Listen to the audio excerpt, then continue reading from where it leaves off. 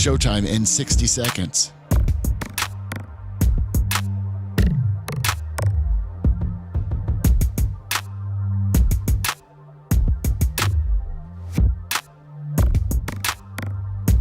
"45 seconds.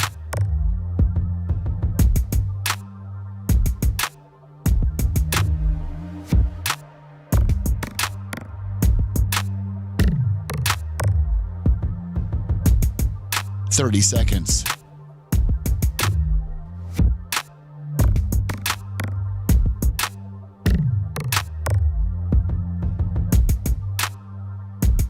The show will start in 15 seconds, and this is your last audible warning.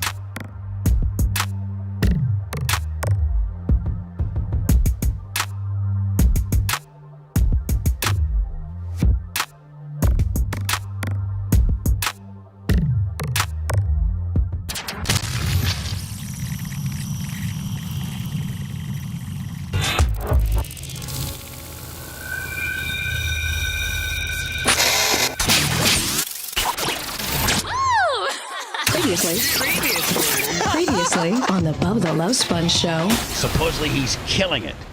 I mean, yeah, he's on Fox News every night promoting it. Exactly, I mean, it's the got number one show on Fox News he's on. WWE News, Hulk Hogan, Real American Beer being sued for negligence. And remember when we talked about how he was throwing beers into the crowd at his very personal appearances? One of them hit a woman in the head.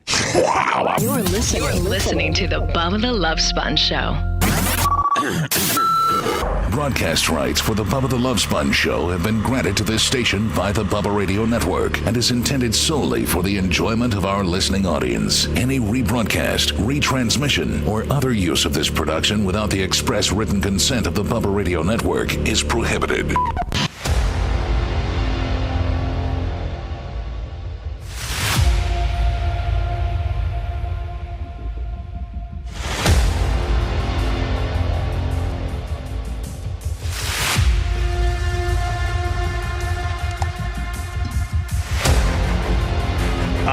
Got 187, now 226. I wonder if people actually sit there alone.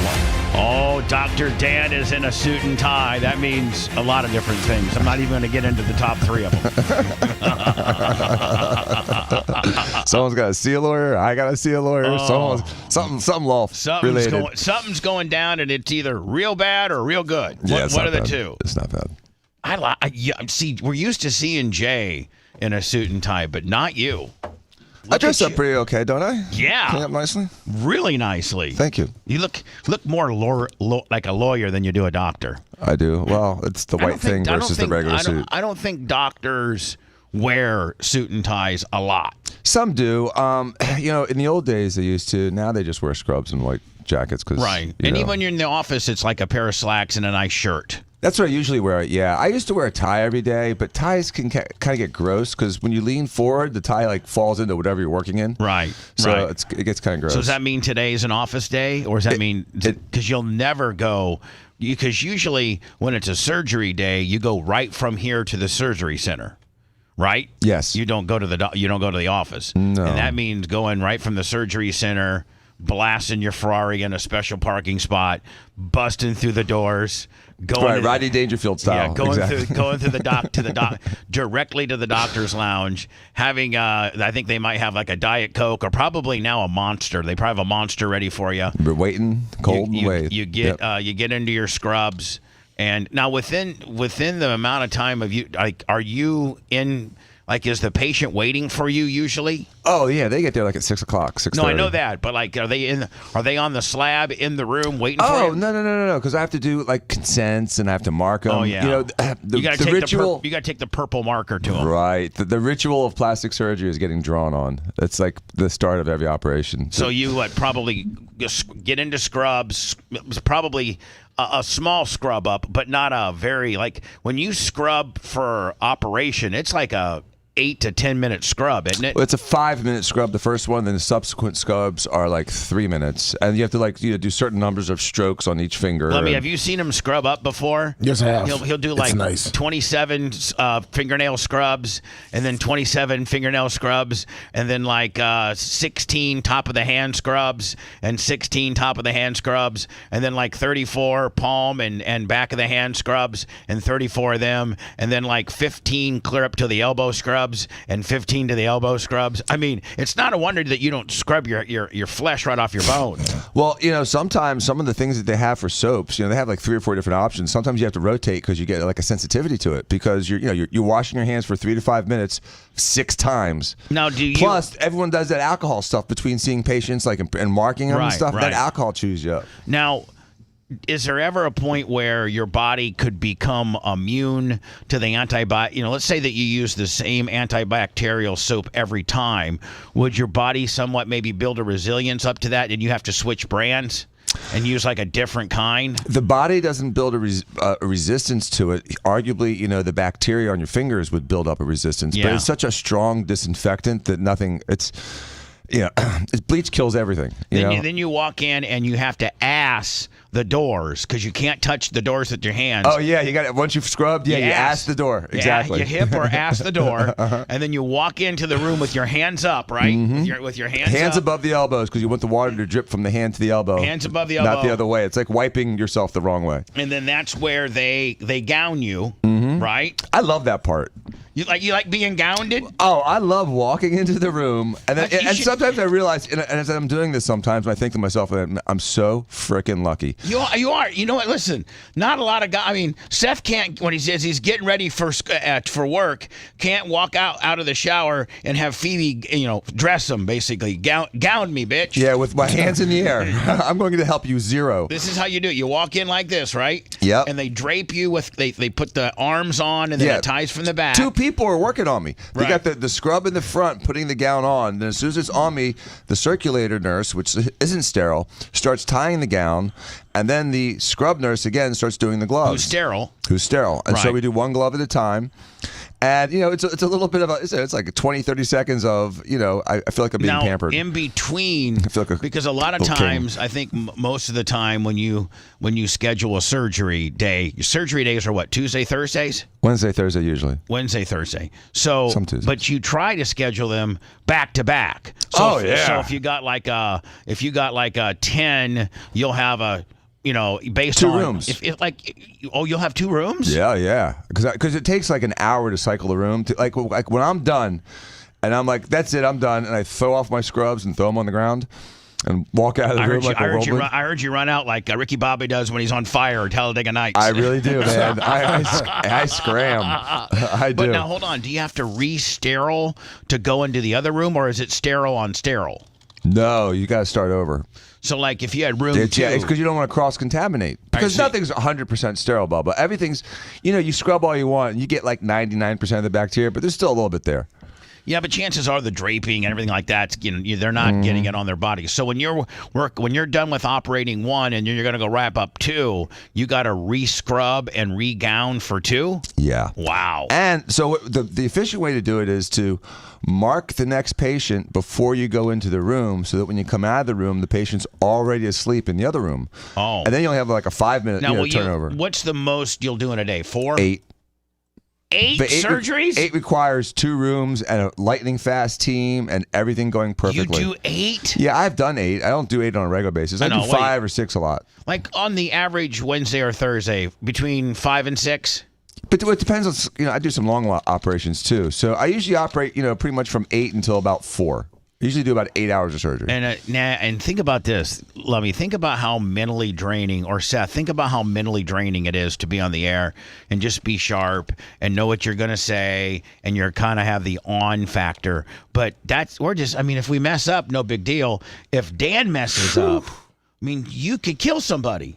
Right? Arguably, yes. And the whole time I still have to entertain the room because it's not like I'm like working in a closet by myself. No, I have 6 people in that room. Right, and you're running the room, trying to be personable, trying to be directive, trying to get things done. Personable and directive. That's a very good summary of You it, like Bubba. that, don't you? Personal and directive. Right. Yes, I have to direct and responsive. Well, here's the deal. If you're not personable, then they're not going to like you. Right. But if you're personable, then they're like, "Hey, Dr. Diaco is a little bit of a prick, but you know what? He's because that's your persona. Yep. But he's personable. He's a personable prick. He's a nice guy. He knows what he wants.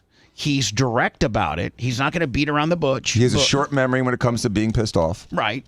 And yeah, I think that is pleasant. Personable and directive. And so they probably, you're kind of running the room. You got to be on point. You're the point guy. You got to be sharp. You got to be just absolutely like, let's say that, you and Steven are having a fight.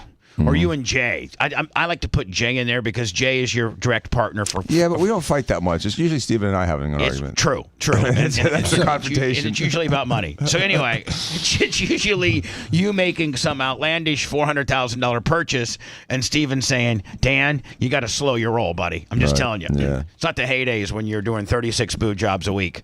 Remember back, Dan, when we were. Listen, I'm not trying to blow up Dan's spot or anything, but when we were allowed to do the 12 boobs of Christmas contest. Oh my God. In the circa like 99 through 02, 03, and we literally did the 12 boobs of Christmas contest where 12 women won boob jobs and 1,500 women entered.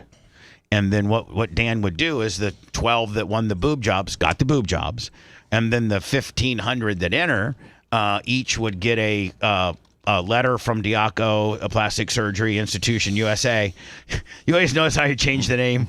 And it would say, listen, for entering the contest, you get a 25% off across the board discount for anything you want.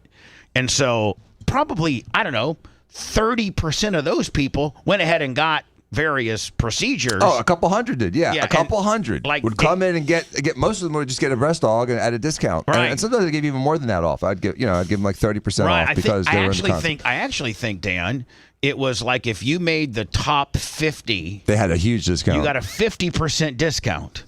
And which is just basically your cost. I mean, you were breaking even at that point, but you were creating 50 walking billboards in Tampa, Florida. Exactly. And then, like if you were the top, 100, you'd get like 25% discount, and then it'd go on down.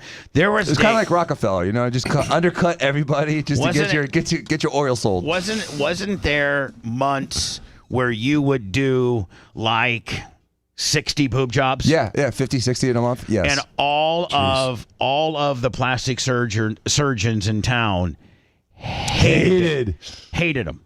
In fact, one of them found a loophole in the Plastic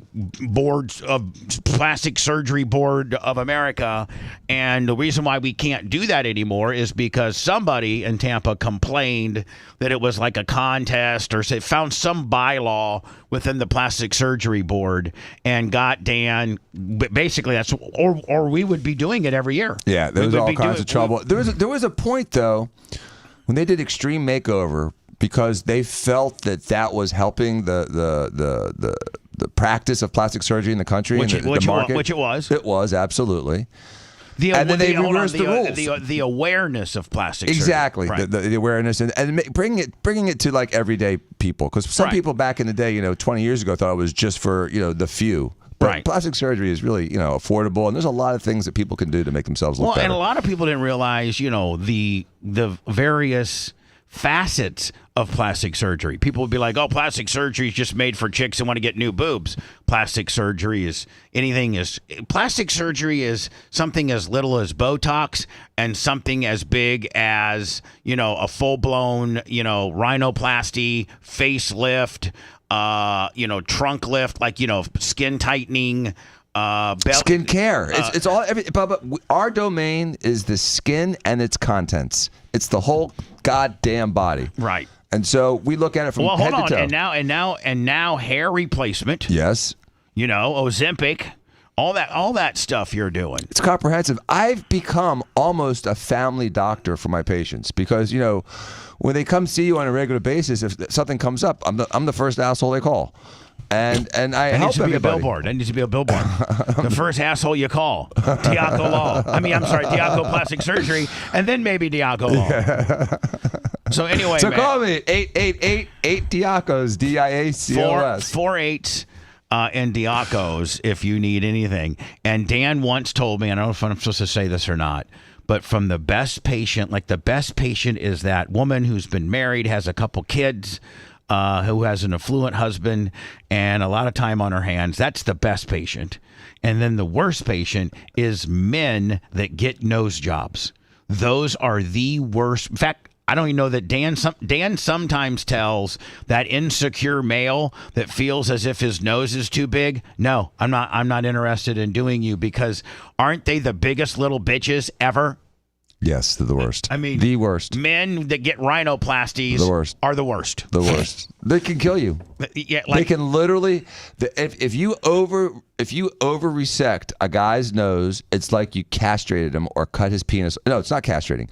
It's like you cut his penis off. For some reason, a guy's nose psychologically is like his penis, and if you take out too much of that nose, you might as well have chopped his penis in half, and he will come after you. It's weird. You've had it. Oh yeah, I had it. I had a crazy one once, right? Remember when as crazy as I've gotten, where they've shown up at the radio station with a gun? Yeah, that kind of crazy. It's been crazy. Like, so when you're in a room with a guy that's had when you're in the room with a guy, first of all, I don't think that requires you to have a female nurse in there, because when you're working on a woman, you always have a female present. Yeah, just so they can't start some stuff saying, Dan grabbed my kitty, and he didn't. I never wanted him to. Although but I try to have someone there all the time. Just although most women might want their kitty grabbed by you. I'm just saying. Nice kitty. But anyway, you always have, Wendy. I'm sorry, Naba, right, or somebody in there. Yeah, Stephanie, or somebody. Right. And so when you get a man who's had a rhinoplasty who is not happy with you, give me the worst instance as to what happened. He's sitting there on the table. You walk in, and he probably instantaneously starts bitching. Oh yeah. Like, give me no names mentioned, but I'm sure there's one that sticks out. There was one Middle Eastern guy, and his nose was great. It wasn't that I overdid it. It was just it was swollen for sometimes there's two ways of doing a nose job: open and closed. And more likely than not, people are doing open these days because it's a little bit more control. But the problem is you're swollen a little bit longer. And so sometimes, when you do a lot, especially to a guy, guys swell and they stay swollen for a while. And so he was just swollen. Everything was fine with him. There was nothing wrong with his nose. It wasn't over-resected. Were you trying to reassure him? Listen, bud, you're just they don't swollen. Listen. They don't listen. Guys do two things. But we don't listen by nature. We don't listen, and we don't follow directions. And so guys often will take their dressings off. They take the compression off. The guys are the worst when it comes to patients. And I'm not trying to dog men in general, but they don't follow directions. And even if you tell them ahead of time, listen, guys suck at following directions. I need you to follow. Yes, doc, I will. I promise. I will. I'm going to do everything you say. They still don't. And they do it when they're apologetic. They're not defiant. There's just, for some reason, certain things guys won't do. They don't follow directions, and they don't like putting lotions or weird shampoos in their hair. Really? They just don't. Guys don't skincare on a guy. When's the last time you saw a guy spend 10 minutes after a shower screwing around with his face? Me? Oh, you defy logic. Somebody said the best thing to me, and I'm really not trying to be, because I'm insecure in my weight and the whole 9 yards. But they said you look 39. No, but you look young though, Bubba. I'm going to be 60. I'm going to be 60, and I don't think I look 60. No, you don't at all. 49. And I think I got to stay a little bit fat to keep it filled in, because if I was to get really skinny, fat's youthful. I would get gaunt. Yep. Is that what they call it? Gaunt. Absolutely. So that's what they say. People lose a lot of weight. They look older sometimes. So I don't think I look 60. Nope. At all. But anyway, and I really don't do much. Occasionally, and I'm way behind schedule, is I'll go in for some Botox with Dan. But Dan, I'm probably You're probably 6 months out. Yeah. I just don't. Here's the thing, Dan. I hate bugging you. It's not bugging me. I know, but I just hate it. The way it's a nice reprieve from the day. When you come in, it's a nice distraction from the normal day. That's what you say, but that's not what your staff says. Well, F them. And deep down, I think Naba likes me. She loves you. And, so, yeah, I'm probably due for I'm actually, honest to God, I'm probably due for a Morpheus. I haven't had a Morpheus in a good time of year. In over a year. Yeah. And I really believe in that. I really do believe in that. People love it. People look at the Morpheus. I don't like doing it. No. It's a little brutal. It's a little brutal. They're shooting needles and electronic shock into your face. If you did it to terrorists, they would say it was, torture. Yeah, send that down to Guantanamo Bay. Right, they're talking. And not only are they talking, but they're getting a youthful look too. Yeah. Listen. All these terrorists look 25. Isn't that what it does, Dan? Is it shoots 24 needles into your face while projecting like an electric shock. And it causes like a little trauma area of needles, which causes your face and your body to have to repair that, producing collagen that it normally would not. Correct. Is that it? Yes, and these needles are insulated, so only the deep part is the one that's conducting. So that way, it's not burning the skin; it's heating up underneath the skin. Oh, it's brutal. It's absolutely brutal, but it works. Yeah. So sure does work. It does work. Lummy, how are you, my friend? I'm I didn't doing mean great, to get Bubba. into a Dan Diaco 19-minute infomercial. Well, Sorry no, about I was kind of curious on as to why he was suited up. Yes, and also the serious days of doing the boob jobs, was that just as good as Tampa, or is Tampa better? Because we would pick a certain amount of out of town girls, and then they would fly in. I had a lot of people coming in from Connecticut, that area. Dan would have Dan had a travel package where he had a hotel that would give you a discount rate. Nice. He would do your surgery on Wednesday or Thursday, have you have an office visit on Friday, maybe another one again on Saturday, and then you'd be on a plane Sunday. And then, Dan, I think a lot of times, wouldn't you get some of their you would find a local plastic surgeon in their city for the follow-up. I think. If necessary. Now we just do video follow-ups mostly. Because telemedicine back then was non-existent. Right. And today it's, almost a standard But here's care. what Dan would get. Some girl from Madison, Wisconsin she'd go back to Madison, Wisconsin and start taking those things around the farm. Next thing you know, Dan had 3 or 4, patients from Madison, Wisconsin. Right, flying in, they were flying taken care of. Getting their deal done. So I wish there was somehow Steve or somebody could find some type of wiggle room within the law so that we could bring back the 12 boobs of Christmas the way we used to. I know, and that would be awesome. I think, though, that the alternative, like we talked about, would be maybe with the hair. And do something with that, because that doesn't have an incision. The criteria seems to be an incision. And if there's no incision... Is there any way to do a boob job? There's no way to do one. A boob job without an incision? You even do boobs mostly laparoscopically, don't you? I do a lot. There's 3 main ways of doing it. One's through the armpit endoscopically, and then inframammary. One's under the boobs, and then one's on the nipple. Exactly. And so right now, most of them are either under the breast or in the armpit. Right. The nipple one's kind of fallen out of favor. Yeah, I would say... the nipple one would be my last option, but so all of those involve an incision, right? Yeah. Now, Dan, what if we made it so that it wasn't where you picked the best candidate? It was where it was literally by chance a lottery, and we put their names on the wheel of misfortune. It's even worse. It's even worse. Yeah. My argument before was, listen, I'm screening these people. I'm picking the best candidates. I'm talking to them and making sure they're candidates before they get the prize. That's what got you. That's what saved your ass for the last 3 or 4 years of it. Right. Because it was done comprehensively. It wasn't done just random. Spinning a wheel and winning a boob job is not what they want. We would go to a nightclub. Yeah. And we'd be like, hey, we're going to be in Jacksonville this weekend, Friday night, for the 12 Boobs of Christmas sign-up party.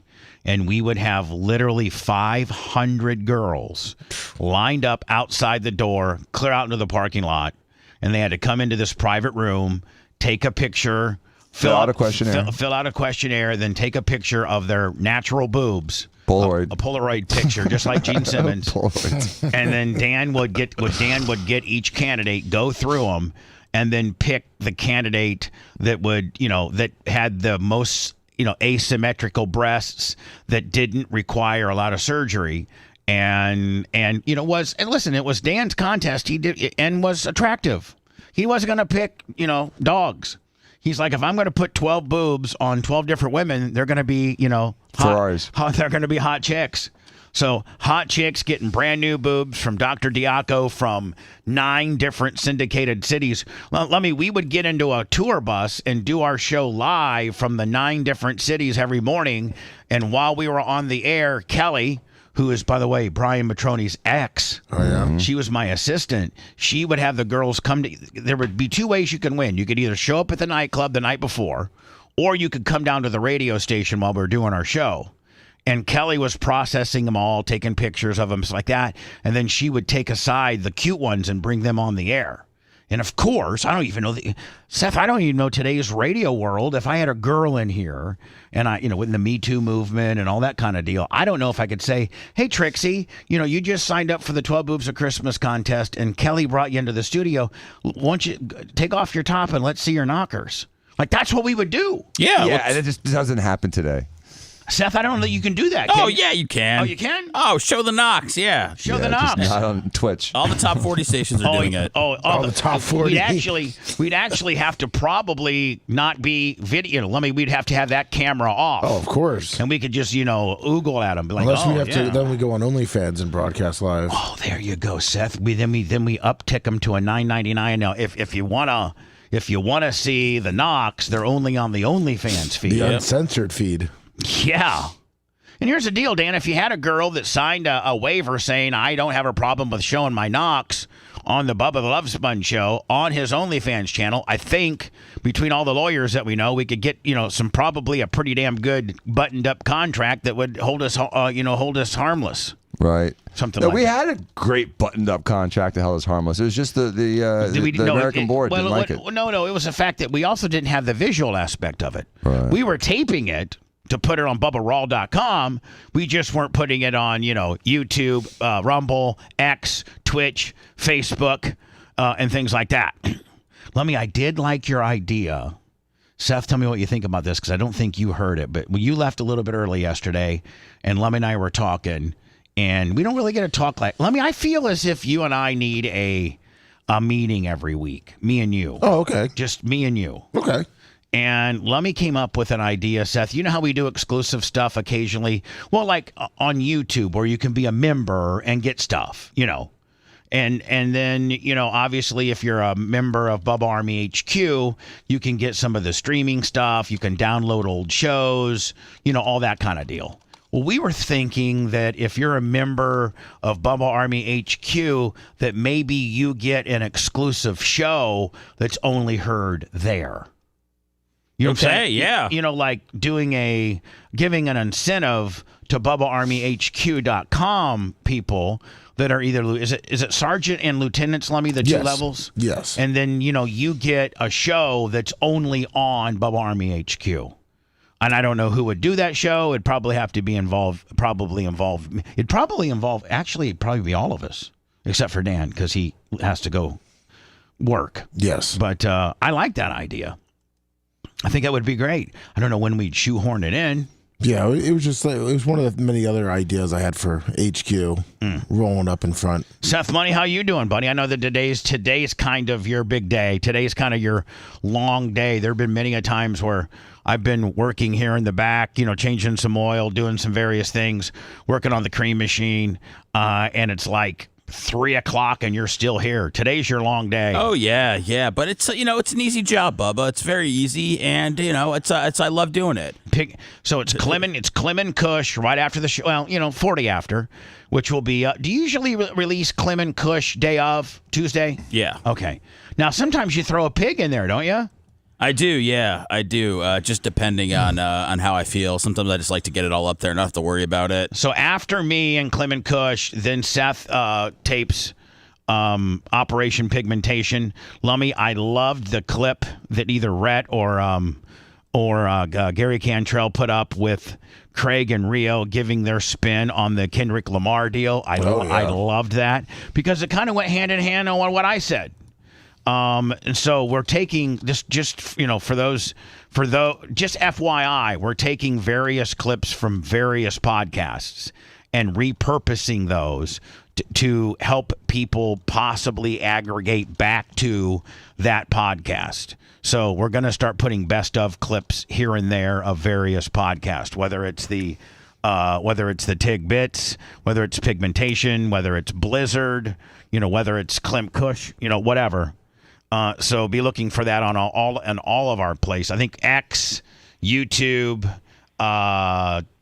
Facebook, we're all going to be recycling best of clips. Yeah, TikTok, like everywhere you get clips. Let me keep working on that TikTok. It made like, $400, $500 last month. Yeah, that's what we've been averaging now. And Seth, you think your Instagram made a little something.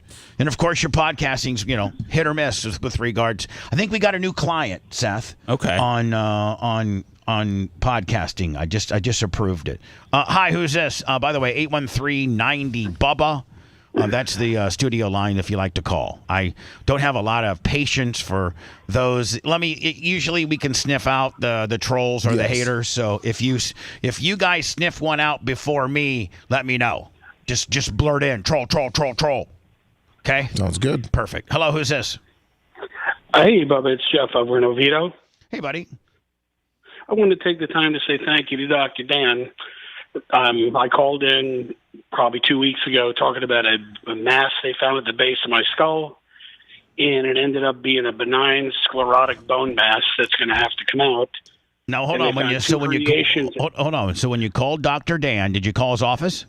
Called the show. No, I talked to you guys on the air, and you guys told me that. Now, Dr. Dan said get right down to the doctor immediately. All right, so did Dan diagnose us, or he just told you to get your ass to the doctor ASAP?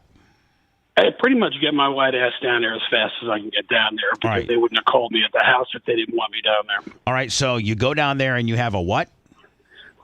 They call it a benign sclerotic bone mass. Dan, are you familiar with that? Yes, it's what it is it's just irregular bone growth, but it's benign and it's not cancerous. But something was happening, something was growing, something was pushing on something and causing a problem. Not just a tissue mass, but a bone mass? Yeah, so really? they just break it up. What does it take for your body to grow bone? Irritation or just bad luck. Sometimes if something is might have happened when I got hit by the semi truck many years ago. Right, so it's the irritation being trauma, and then when it heals, it overheals, and it creates sometimes extra growth. So when it heals, when that bone's healing itself, it just created more bone. Right? Correct. Right. So go ahead. You go down there. They say, man, you got a yippee-o bone mass here, and have they scheduled you to get it taken out? Well, that, and they're also going to do a couple of fusions because I'm already fused at C3, C4 without getting overly technical, but I have 2 more herniations just below the fusion line. So the problem is when you're fused, Bubba. I just wanted to call to say thank you. You're very welcome. The problem when you get fusions, Bubba, is the other joints have to overwork. So you already have bad joints in your neck. You got 7, 8 joints in your neck, and if 2 are fused, then the other 5 have to overwork, and then they get beat up over time. Mm-hmm. So it's a slippery slope. So solid, the other ones start falling like dominoes. Right. Exactly. Anyway, I get the disc replacement if you can. Instead of fusions, they have that in the neck. It works really well, so I'd look into it. Dan says rather than the fusions, maybe ask the doctor if you could get disc replacement. That tends to work a little better. Yeah, they put a little titanium plate in there that creates that gap that the disc would normally create, but you maintain a lot of mobility, and especially if you already have a couple fusions, that mobility is precious.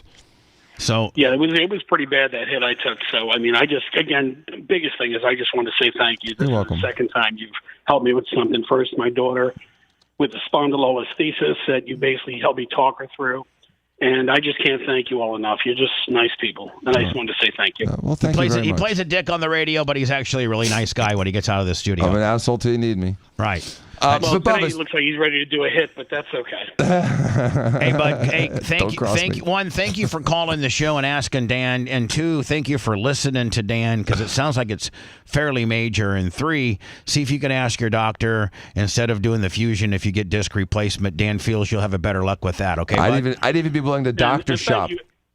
and get another opinion.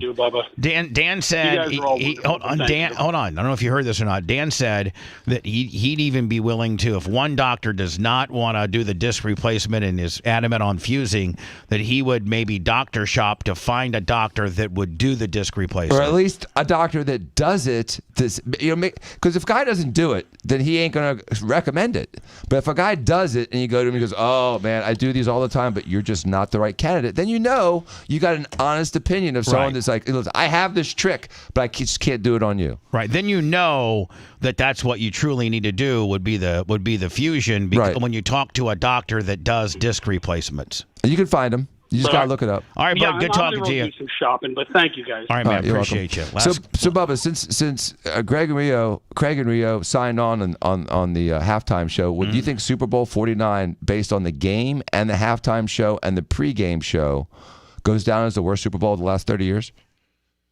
I would say it's not one. I would say I don't know if it's the worst Super Bowl in the last 30 years, but it's probably been one of the worst Super Bowls in the last 10. I mean, I don't know if you can go all the way back to 30. There's been some snoozers, but I mean, 20. I don't know. It wasn't a good game.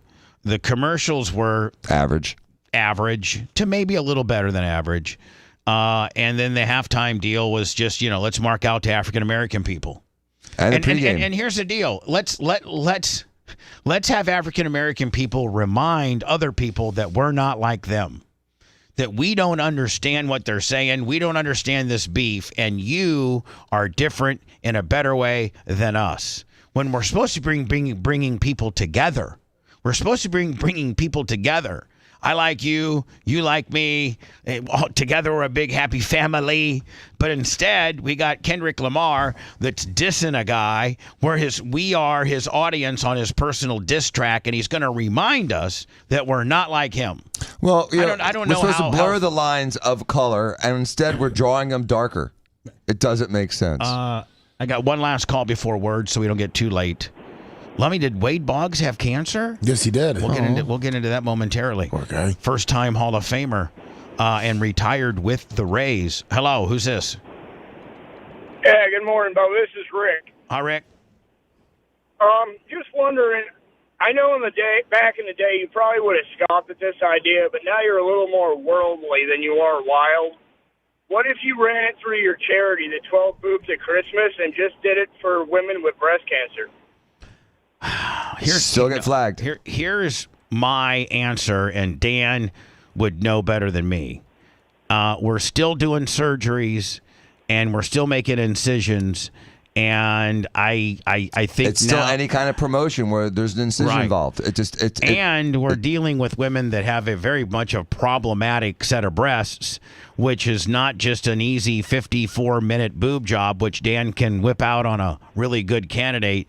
You're dealing with somebody that's got catastrophic boob issues, and I don't know Dan wants that to go down that path necessarily. And I think that women with breast cancer should go to a comprehensive system where there's the surgeon that removes the breast, there's the plastic surgeon that reconstructs the breast, there's the oncologist, and it's all like a team. Like Moffitt has a great team for breast reconstruction. Yeah. And that way you're making sure that not only you're getting your breast reconstruction, but your cancer is being appropriately treated. I don't know Dan wants that on his tab where he's responsible for getting all of the breast cancer on a woman that's got breast cancer, and I think Dan would, I wouldn't do the mastectomy. Right. I'd have someone else do it. Right. So it's not all in-house. Everything you can do is like when we do the 12 Boobs of Christmas and a woman wins a breast dog, you're all in. You're soup to nuts. You do it all. Exactly. Whereas, breast cancer, we're already in a gray area.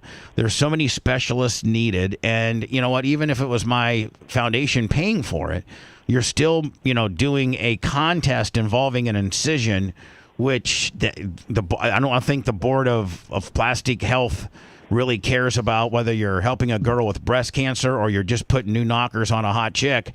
It still involves an incision, and I think it still goes against their guidelines, in my opinion. It does. All right, bud. All right, thank you. Thank you. Lummy, what type of cancer? Prostate. Really? Yes, he beat it, though.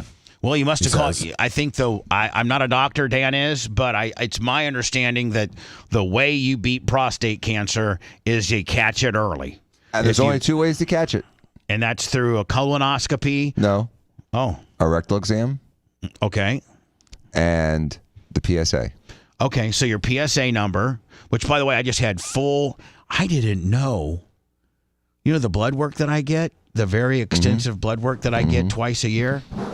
That's $3,200. Really? Wow. Yeah. It's 30. Just your labs, running your labs? Yeah, well, they run everything. I mean, they run everything. And so I looked at the bill, and my insurance pays for it, but it's $3,200. Now, my health insurance a month is my most major expense. Like, my God. You wouldn't believe what my health insurance a month is. A fat 58-year-old. It's a lot. But needless to say, I don't pay anything for this blood test. But I got one last week. I can't figure out how to download the results. I go to my regular doctor tomorrow for her to go over my results. And you know what? I know she's going to be all over me because since like Christmas, I've not kept up with my daily vitamin regimen, my DHEA, my iron, my multivitamin, my fish oil, my... Why not? I just have been so busy. Just all the traveling back and forth to Ocala? All the traveling and all that kind of deal. And, every Sunday would be my pill day where I would take out my little pill containers and put my Centrum 1 a day and my Psyllium husk and my DHEA and my, fish oil and all that. And I just got probably somewhat distracted and lazy. And so she had me dialed in so that I was, perfect. But I've gone now 4 months without my daily vitamin regimen. And I know that my levels are going to be whacked. And she's going to probably be... I haven't kept up with my testosterone shot. I've not kept up with nothing. Can I ask you a question? When you donate your blood and you're doing your double red blood cells, right? Are they processing the blood and putting fluid back inside of you? Well, what they do is do you have two needles going? Nope. They put an 18 gauge.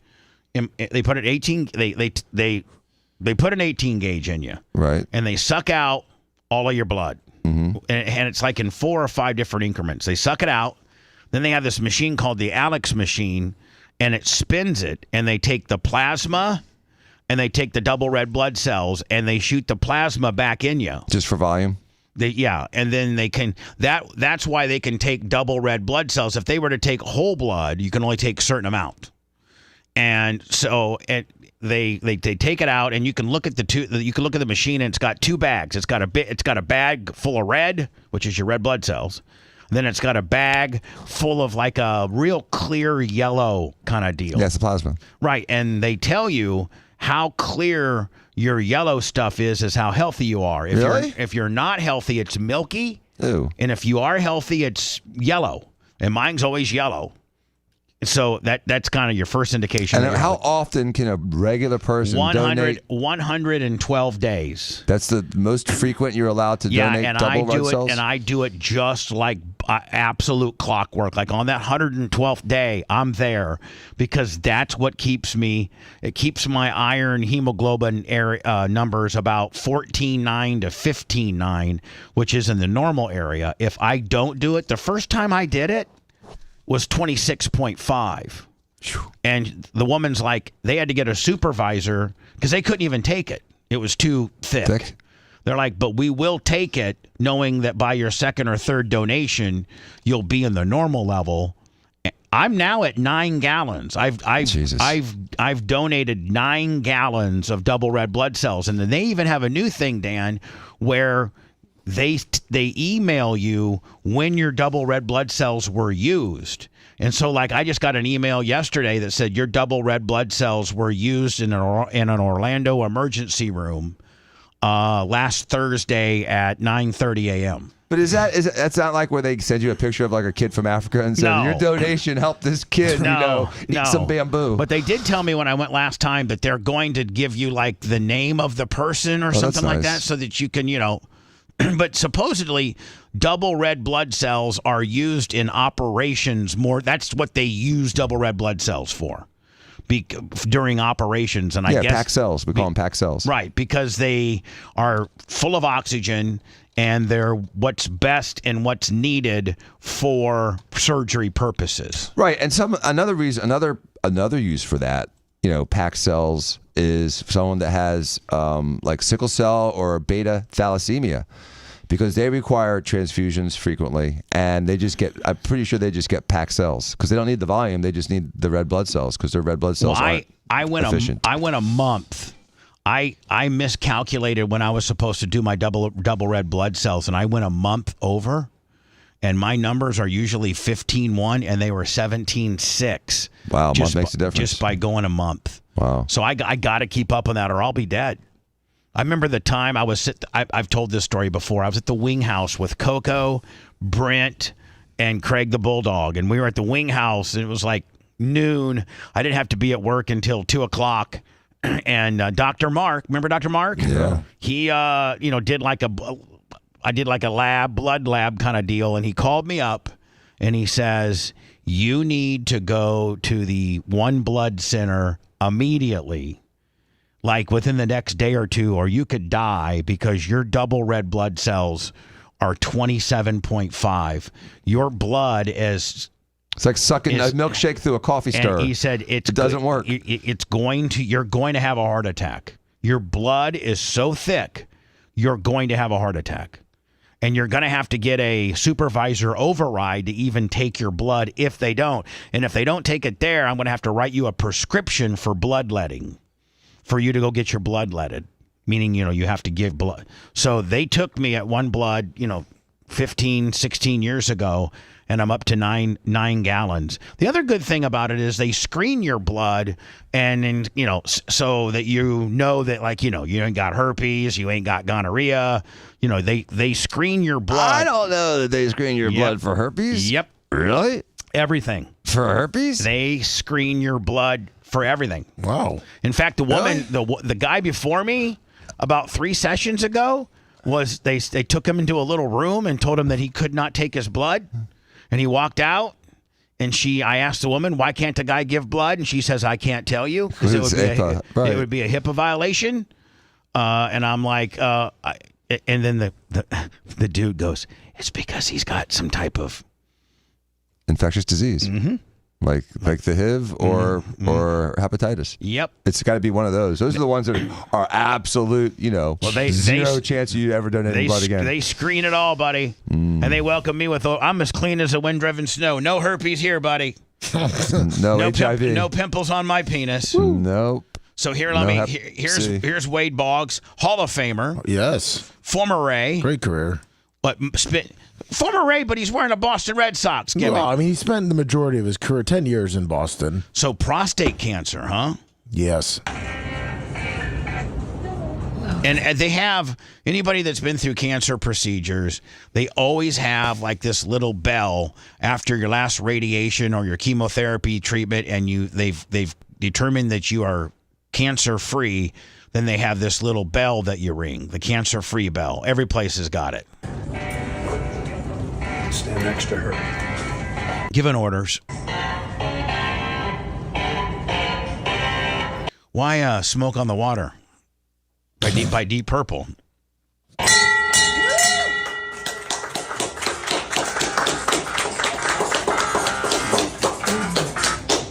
Now, Dan, if you caught prostate cancer early, what would be procedurally? What would you do? Radiation, chemotherapy? Like what did Wade Boggs have to go through in order to beat it? Well, so hopefully they start with a TURP, a transurethral resection of the prostate, because that's the most benign way of doing it. But then if they find that there's positive margins, I'm going to chase it with radiation, or may have to go back and do like a lymph node dissection. There's different levels. How big is your prostate? Isn't it like the size of a walnut? Yeah, it's supposed to be. Can you live without it? Yeah. But that means you can't. Well, if you overtake it, you can sometimes ruin your sexual function. Meaning, like if you had prostate cancer and they took it out, means you can't get a boner anymore? Sometimes, yeah. Oh, that would be the worst. And the other thing is that like steroids, feed the prostate cancer. So they sometimes will take out your testicles because they don't want you to. So hold on, you can't get a boner and they take out your balls? Sometimes. Oh my God, I wouldn't even have a reason to live. Yeah, or they'll just do like a chemical orchiectomy where they just at that point you're just a testosterone. bitch. You're not even a man. I know. You might That's as well what makes swimming. us men, is our balls and our penis. Learn how to swim. Phew. they don't actually lap off your penis, but it's hanging there and it can't do nothing, can it? No, it's just hanging there like an orange. And I don't even look that good. And I don't even look that good soft. I pride myself on being able to look decent when I'm erect, but if you can't get erect anymore and you're just a little elevator button all your life, what do you got to live for? Yeah, no testicles and it's just hanging there. No testicle and you just got that little, snossage. Yeah, that's My tough. God. For a white guy, that's good tough. That's a tough routine. So, but if you catch it early, and I know that one of my blood panels is my PSA. You have to, bro. But at this point, and the thing is that a lot of men over 50 aren't getting their PSAs checked either because their insurance isn't covering it. Seth, when's the last time as you approach 40? Are you over 40, bud? You're like 43. Yeah. Have you had a full blood workup? Every year. Oh, you do? Yeah. Okay, so you know what your PSAs and all that kind of stuff. I don't know if they've done PSA. Oh, I'm sure they did. If you want me to look at your blood work from last year, maybe we can adjust what's being ordered this year to cover some things that may have been missed. Well, you got to get your PSAs. Well, that actually works. I just went to the doctor and she just put in the order for my blood work. So perfect. And your penis still works, and you have great testicles. I've been told. Oh, I didn't know if that was a question or a statement, but yes, sir. Congratulations. Congratulations. I think it was both. I think it was both. Yes, nice yes. testicle compliment. Thank you. I don't think I've ever had mine. Joe Plaza Whiskey says, do you remember the late, great Chris Thomas died of prostate cancer from News Channel 8 Sports 8? Yes, he was on AM 620 for years, WDAE. In fact, the WDAE studios, I think Seth would know this better than me, but is named the Chris Thomas Studios. Yes. I think they are. He was a great guy, a legendary sportscaster here in Tampa, and died way too soon and way too early of prostate cancer. But Dan, I get my PSAs every time, and I think it's like if you're over 3.0, it's a little bit of a problem. And my last test was a 0.2, which is zero problem. So that's what my girl says. She doesn't need to stick her finger. At the end of the day, Dan, Dr. Mark, on my 40th birthday, Lummy, we should try to find this air check. Remember we had Howard. Yeah, it's on our YouTube. Oh, it is? Yeah. Maybe you could find it for me. Okay. We had Howard live on the air, and we had Dr. Mark digitally examine me and my prostate while live on the air with Howard on the phone. It is a little dirty if we're going to play it. Okay, well, we can't play it. But here's the deal, man. No matter how much of let's say you're Ty J or you're Warren Sapp or you're just a really big, tough dude. You know what I'm saying? Boy, nothing makes you feel about 3 inches tall and emasculates you more than having another man stick his finger in your rectum and take your prostate around the farm. It just belittles you. You feel like such an insignificant person. There's only one thing that kind of is on par with that. And that is getting a catheter or a scope put into your penis. You had that done. Right. And the guy that did it. The African-American man came out, took 6'6", 230 pounds. Takes your black penis, guy. Stretch Armstrongs it, right? Didn't he Stretch Armstrong it? Yeah. Puts it in like this fancy paper clip.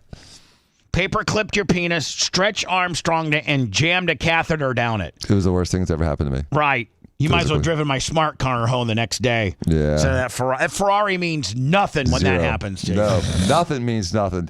It doesn't matter who or what you are. That is the worst. I thought it was worse than the prostate exam. The prostate exam just leaves you dirty. You just feel dirty because the doctor doesn't wipe up the lube. He just leaves it on there, and it's your responsibility to wipe up the lube. And he just took your little walnut-sized prostate around the farm. Yeah, and you just got a mess. Oh, my God. It's the worst. We didn't get to, I don't know if it's too political or not, or it's too long, but, CBS, I forget who sued CBS. Trump sued him. Trump. Yeah, Trump to get it released before the election. Trump sued CBS for the complete unedited version of the Kamala Harris interview. Now, it's rumored to have been, and now we've since found out, that CBS's 60-minute interview with Kamala Harris was heavily edited. And that's now been released. I think we're a week late on it. And where, this makes her even look dumber. But here's the thing. Why would Trump, he won. So why would he even care about this? It was before the election was over. He sued him in November. I know, but the results of said lawsuit after it ran through the court system didn't get a ruling until after he had already won. But it could have theoretically gotten one beforehand, and he was trying to get it out there ahead of time. Obviously, it didn't matter, but it's disgusting how they have you watched altered it? Yeah.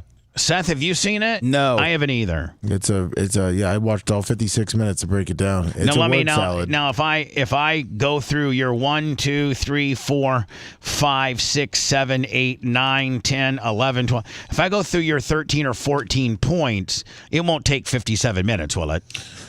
No, I made those points because there's just certain topics. Would it be something I do on Clem Cush today, or would you save this for the big show? You're the executive producer. I would say do it for the big show, but I would just pick maybe a couple topics that you might want to hear. Okay, with what you sent me, could you tell me what? Here, I'll just go. You know what? When I come back, we'll go through what you think I should listen to. Okay. All right? You're listening to the Bubba the Love Sponge Show. If you want 24/7 on-demand Bubba and the crew, go to BubbaArmyHQ.com. The Bubba the Love Sponge Show will be back after this.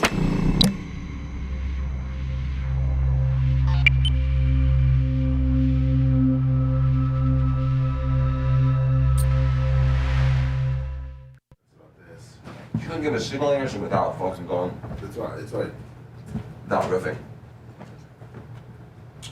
She reminds me of the guy that does the Liberty Mutual commercials. The smart, the looking guy? Yeah. Liberty Bibbity. PayPal, Venmo, Cash App. Almost to 1,000 people on YouTube today. Thank you, everybody. Give the thumbs up, buddy. Give us a thumbs up. We're at. Let me refresh. I don't want to say we're at 176. We're at a. We're at a 175. How do you go down? I'll take them away. We were at 176. I refreshed it to a 175. A little rough. Yeah, this one's rough. I wonder if we should sell the. We should probably sell. Auction it off. Yeah. My old windscreen. Put a little helmet on it. Thank you. Thank you, Macho Man. Get like a little fabric helmet to put on top of it. Football helmet.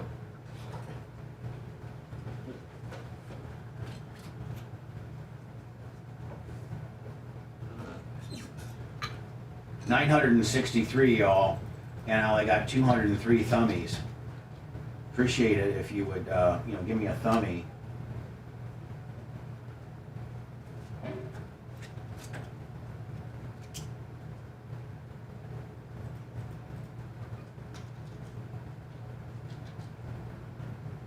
What's up, XXL Gaming?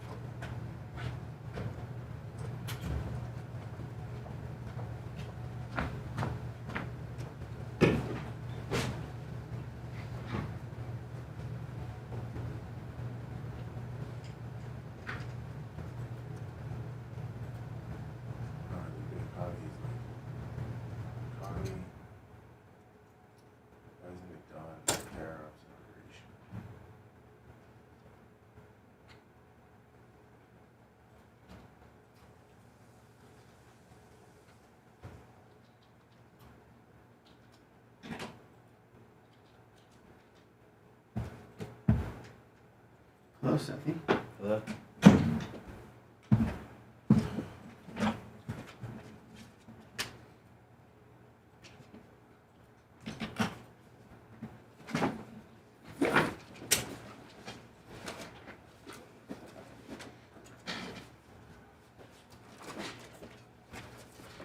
Beta thalassemia.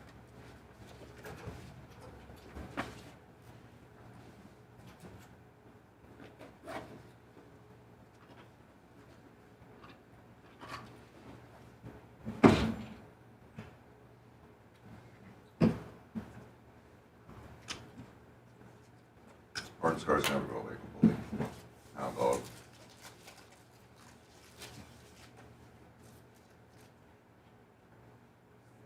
Look at Chica, good morning.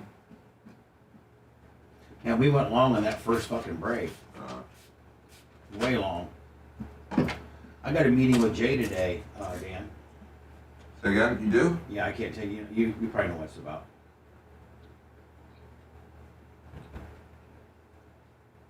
Yeah, I do. Mike, why are you being a dick? That's all gaming. Organic Gene, good morning. Kenny Powers, Bubbles, divorce lawyer. CC Hall, good morning.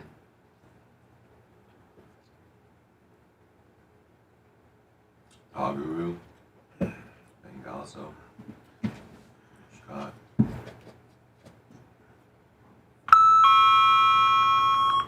Little Rock. I don't think we've gotten anything on PayPal, Venmo, Cash. Lummy, nothing. Lummy's not in the room. Oh, we suck.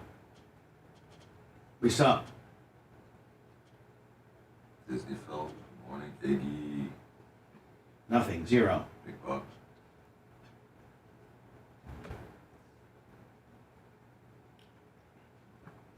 Cash, good five. Seth, you think I should auction off my...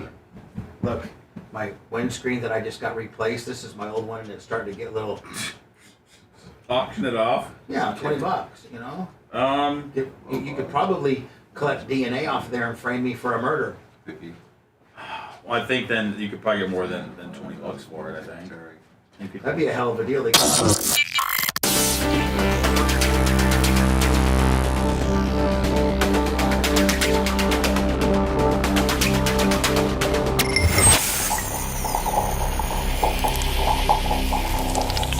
Broadcasting live from the Aquabito Studios. Aquabito.com/Bubba.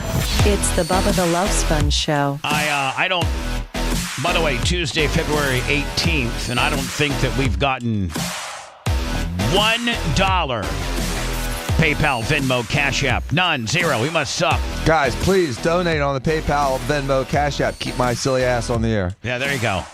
Please. Nothing's worse when Dan gets upstaged by, Brian Matrone. Yeah, head-to-head, I smoked him, though. Yeah, I did. Head-to-head, no, we had a contest, and I smoked him. I don't think so, Dan. We did. Lummy. I don't think so. Lummy? When we had the head-to-head, Dr. Dead did, because destroyed Mark him. from Tarpon came in with like 1,000. Okay, all right. I don't want to put pressure on people. Sorry. Nearly 1,000 people watching us on YouTube. At least, get a notification and follow us on YouTube so you can we can get those numbers up. You can also join and be a member if you like. That's $4.99 a month. That gets you some exclusive stuff that you usually can't see other places. But our main gig, if you will, is PayPal, Venmo, Cash App. Thank you. And hit that like and subscribe. That like button. Let me the thumbs up. Out of the 1,000 people we got on there, we only have 250 thumbs up. So that means there's 750 lazy bastards that are really taking advantage of us. Clem Kush as a podcast later today. If you would happen to be a member of our YouTube channel, you'll get to watch it. You could visually watch it. Operation Pigmentation after Clem Kush. That might go up today. It might go up tomorrow. It's based on what the Kush wants to do. So you got, and again, both of those could be visual for you if you're a member of our YouTube channel. YouTube, Rumble, X, Twitch, Facebook, all at the Bubba Army. Not to be confused with PayPal, Venmo, Cash App as well. $76, $20 super chat. Thank you. Love the super chats. Let me refresh my PayPal, Lummy. And yes, Brenda Allen. Dr. Dan Dollars. Thank you. On the PayPal. See, Dan, the women love you. As much of a prick as you are and as heavy-handed as you are, women love you. So, thank you. Lummy, Mach just replaced my windscreen on my microphone because all through my career, I've been a close talker. I work the microphone. I work across the head of the microphone. That's how I was taught. And that sometimes, if you don't have a windscreen, will produce pee popping.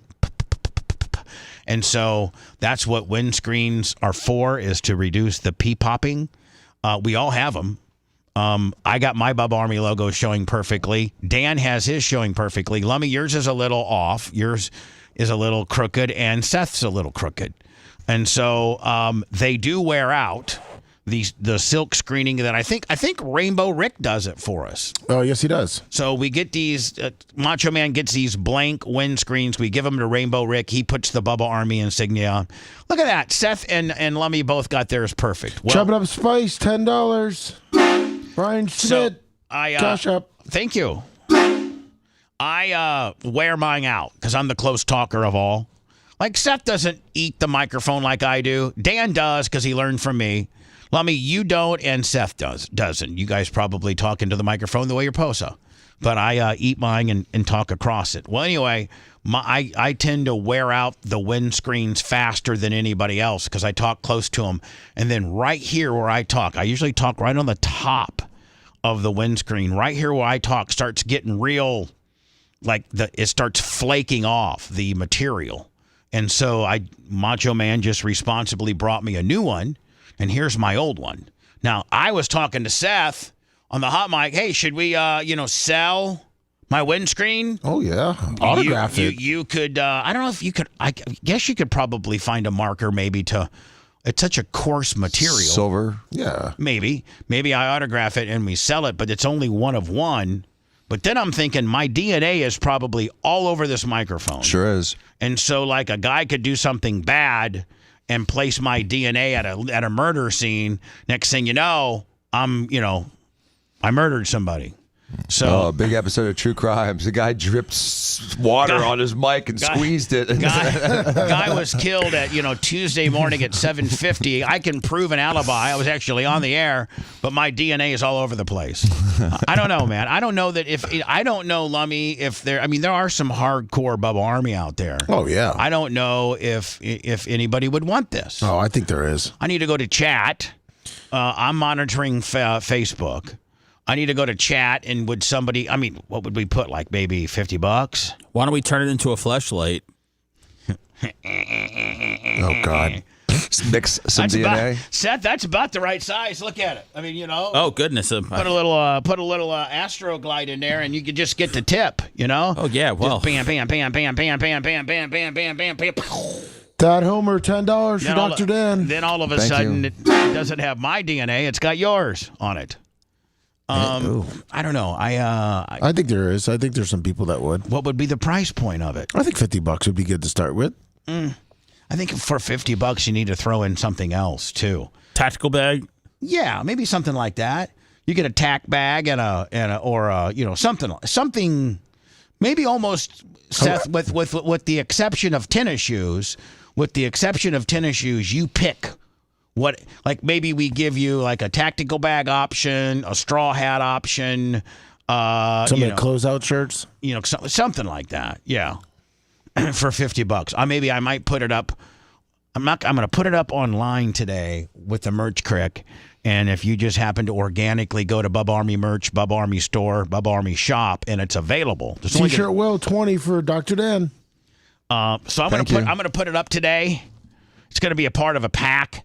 The windscreen plus something else, and for $50, and I'll see if I can autograph the windscreen. Sweet. And there you go. I was amazed, Bubba, when I saw the inside of your old mic. Yes. How something that's solid state gets so destroyed over time. Look at this.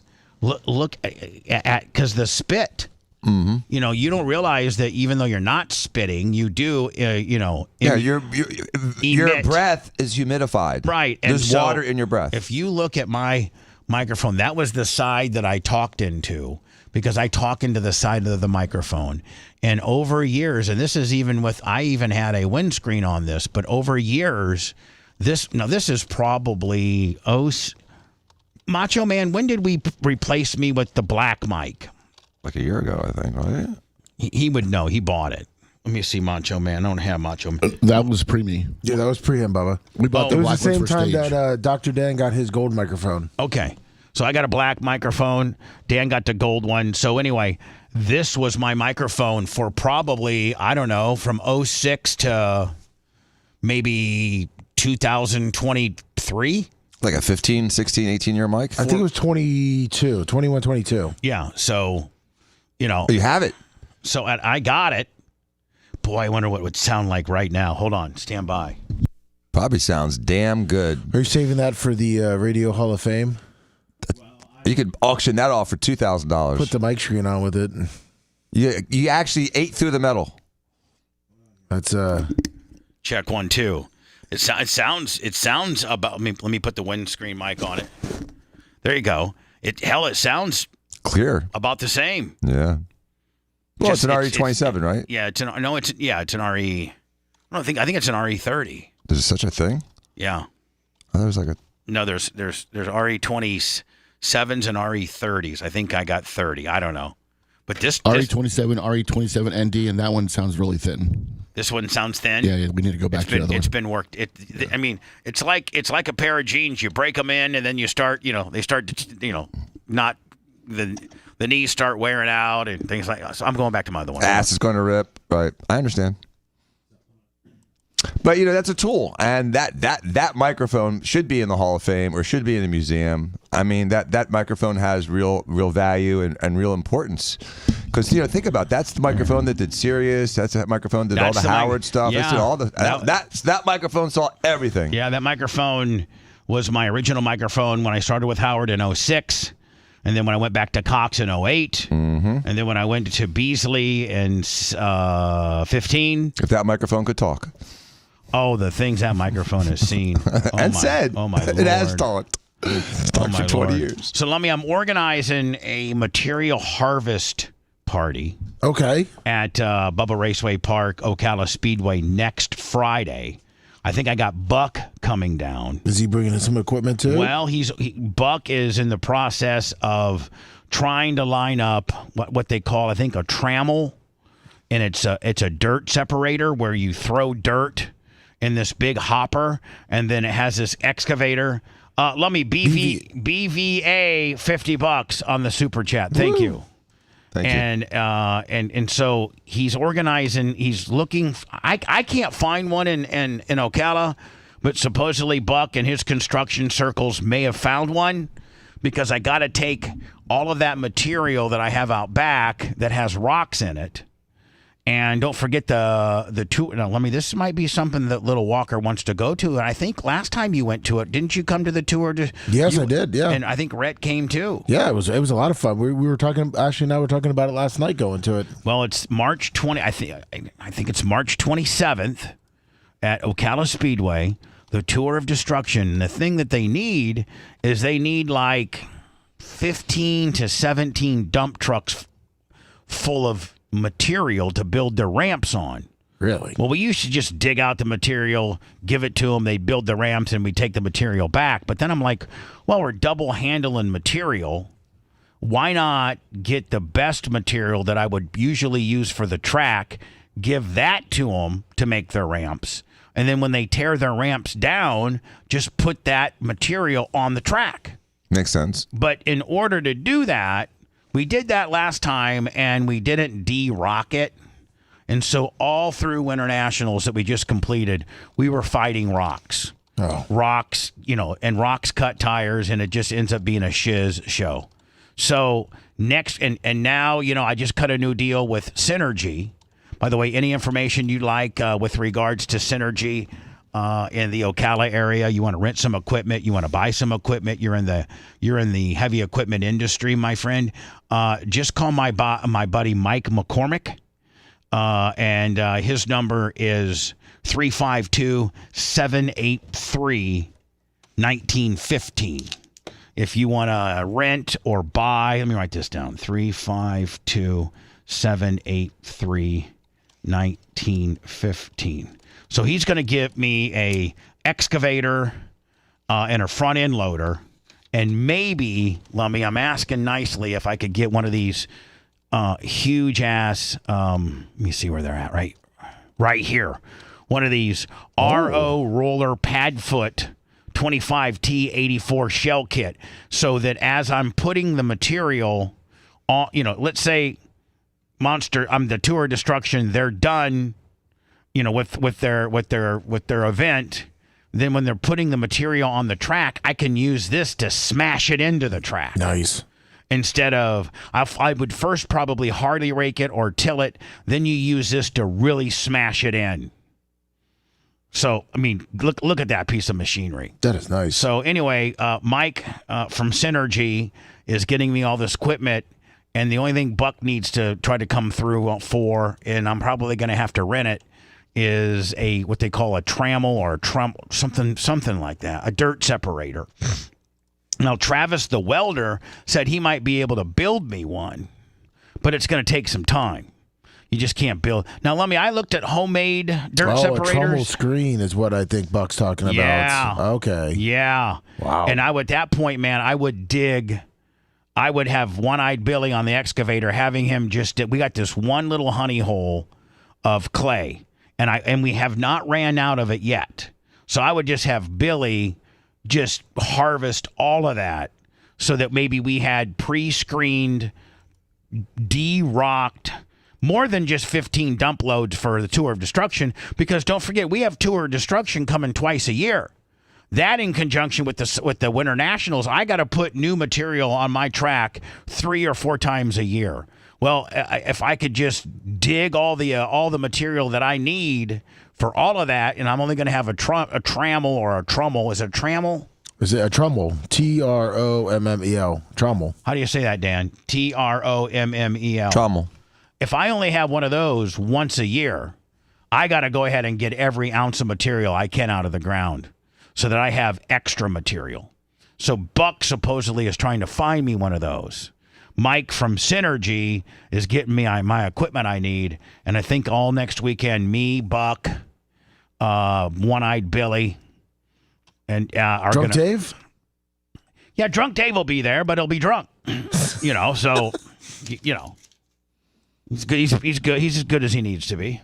Perfect. So, anyway, Buck, keep me posted, please, on how that works. The getting of because we can't do. I mean, I guess we could dig it out of the ground and not trommel it, and I could maybe have Red or Travis the welder or something build me kind of a homemade, because you can go online and see homemade rock separators, and I could build one. I mean, I could build one of those. It's a very slower process than just throwing it on this automatic conveyor belt. But you only need to do it 3 times a year. I know, if I can find one. Right.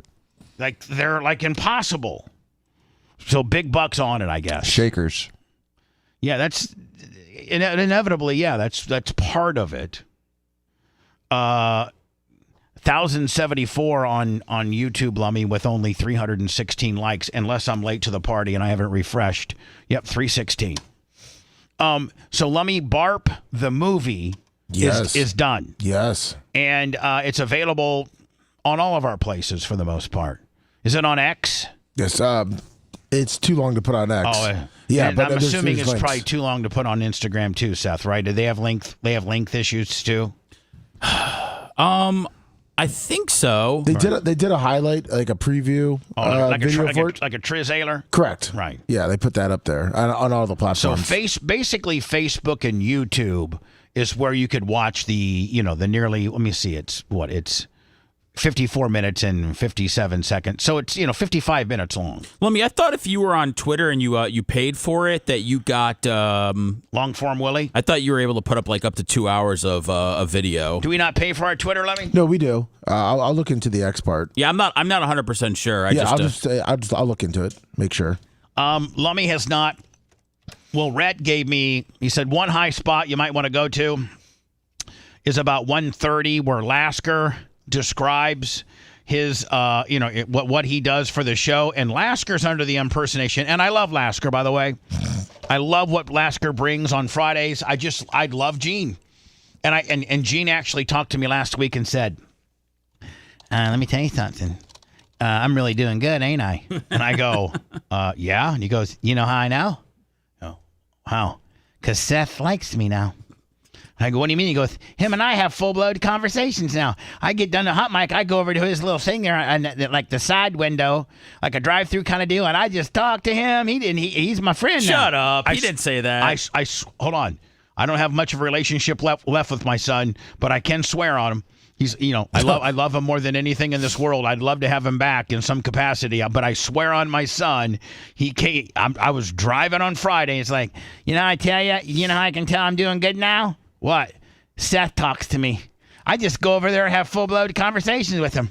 Yeah, there's something there. There's a deep friendship that's about to get tapped into, and who knows what could go from there. And here's the deal: I don't want to put you on another podcast because not because I don't want you on another podcast. I just don't want to drive you insane. Too late. But I think you like it to a certain extent. I think you and Lasker would be an interesting. I know, but dichotomy. I just don't. I'm still nervous around Gene. I mean, and maybe if we did a couple of episodes, we could probably get to know each other, and I would feel much less afraid. But he's a fascinating guy. Oh, Bubba, that could be one of the, especially with the language that Gene may be open to for that exclusive HQ show. Oh, with yeah, you and Lasker talking like real men. Well, not you. Here's just the Gene. Here's the thing. The minute you talk like real men and you're behind a paywall, then whoever's behind your paywall grabs it and then distributes it to places that could get you in trouble. I think Seth. No. Yeah. How do they keep? How the OnlyFans ladies? They keep their. I don't see a lot of their content floating around. But they're not. They probably don't language-wise run as loose as Gene. Yeah, they're showing their pride. They're just they're kicked out wide, and you're seeing the insides. I mean, I don't think that necessarily gets you canceled. Yeah, that's true. It's not like they're pride flag. Lasker goes, let me tell you something about these two. Anyway, Lasker. No, I love Lasker to death. I do. But Lasker has a sense of he's a little full of himself. He kind of smells himself, and he seems to think that. I only call him in when the show is about ready to, be. You think he's like Heather Locklear that's going to save the sitcom? He, honest to God, thinks that he saves the show. Like, he said you called in 06 in the beginning and said that you needed him to save the show in 06. First of all, let me just tell you this. That's what he said. First of all, in 06. I had such a strong lineup in 06 that, I didn't need anybody to save the show in 06. Oh, well, Gene said before Spice got back, you were begging him to come back on and even talked about putting him on mic 4. All right, well, Gene is, listen, I think we can all agree that Gene's a little bit of an embellisher. Oh, okay. And so here's Gene saying that the show was going down the tubes and we probably wouldn't even be here today had he not stepped in and saved the show. This is, by the way, it's called Barp the Movie 2025, and it's available long form, 55 minutes, on our YouTube and our Facebook, which is both at The Bubba Army. And when Lasker did come to Barp this year, he did make a grand entrance on his motorcycle with his girl, Sarah, love you, Sarah, on the back with his outlaw patch and with her patch that says property of the outlaws. That's how they rolled up. I've only killed one person. I know. I've only killed one person, he said. I've attempted more. You got to get better. Got one. Lasker said, I've only killed one person. I've attempted more, but I've only got one. Now, what normal thinking human being would even admit to that? Get more successful. This is 15. I know. The 15th letter in the alphabet is O.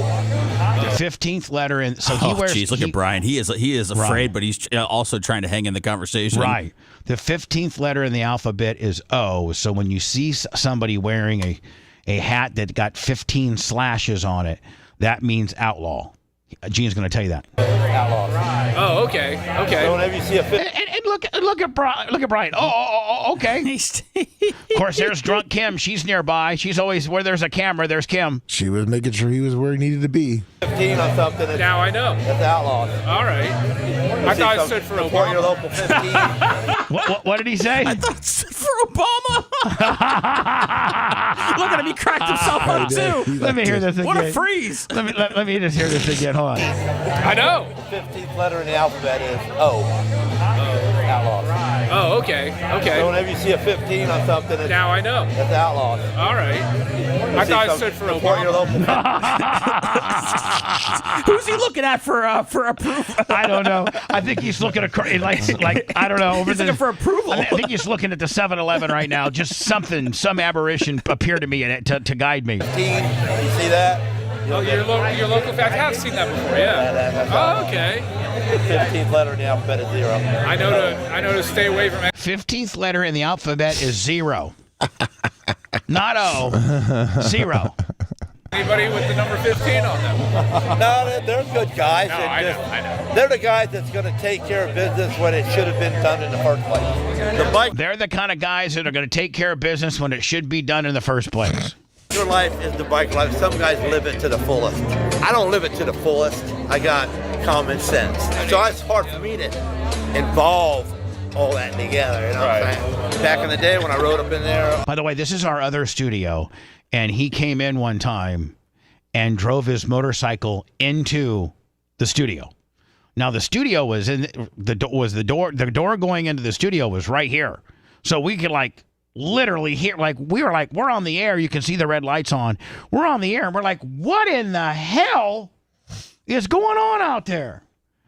And then Dave Rice gets on his slate mic and goes, Lasker's just driven his motorcycle into the building, and I think we're all going to die of carbon monoxide. Oh, God. I didn't think about that. Right. And told everybody I was an outlaw, and you seen my badge and shit. That's what Bubba called me.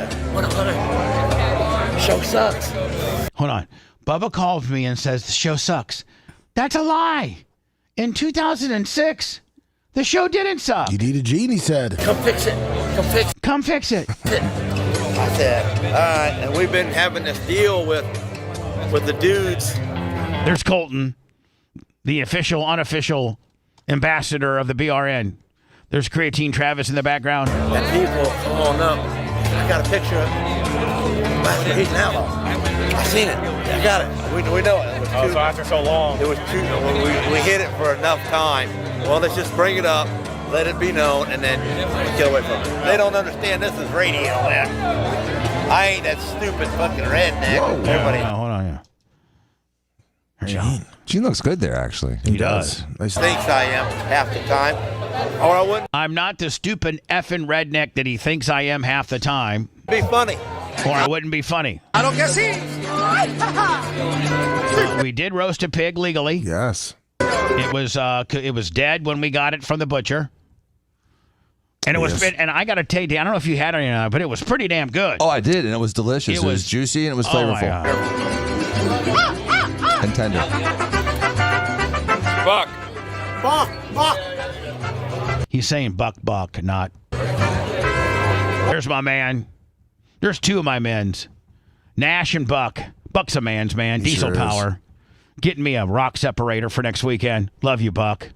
All right, let me just. Oh, there's Dan. Hold on. Yeah, we're right now. By the way, you can watch this on our Facebook or our YouTube channel. It's called BARP, the movie 2025. Rhett and Gary put it together. There's Craig. Craig from Operation Pigmentation with one of the Trailer Park Boys.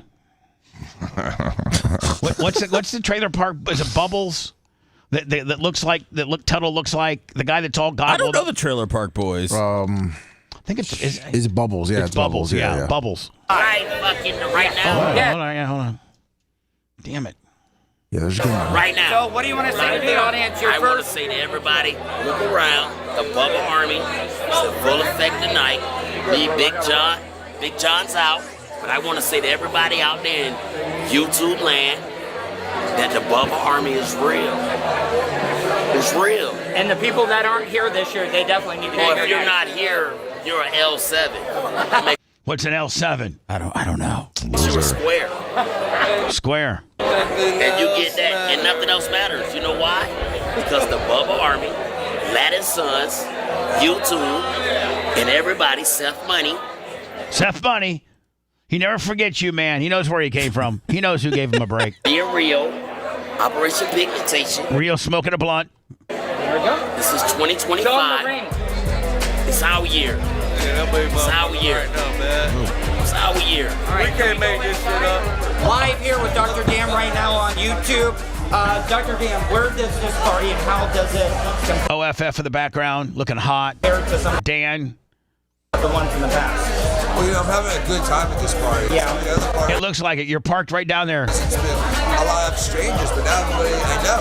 It's been great. It's nice to see old friends. Yeah, so what would you say to the people that weren't able to make it this year and maybe didn't make the list? Is this something that you suggest? That you get on that list, support the Bubba Army? Absolutely get on that list. I know some people couldn't make it just logistically. And then, if you're really, really, really, really lucky, he won't be here next year. So have a wonderful time.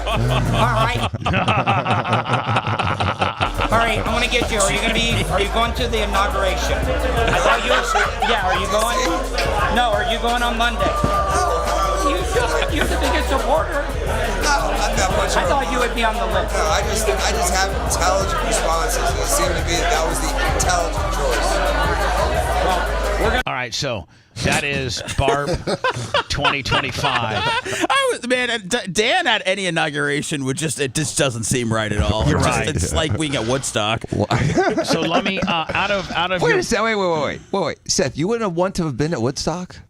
The Woodstock 99, not the original one. The one with like Green Oh, that Day. was a jobber one. But I'm talking about the original one. No. Wouldn't you have wanted to have been at that original one? No, I like the 99 one when they said they were never doing it I'm going again. with the 99 one too. No, I'm going with the 99 one where you could actually bring a camper and sleep. And no, I actually when I was on the air in 98, I was on the air in 98 Rock back in 99, and I sent Cowhead, Pete, and Guido, and a camper up to Woodstock 99 for them to give me live updates.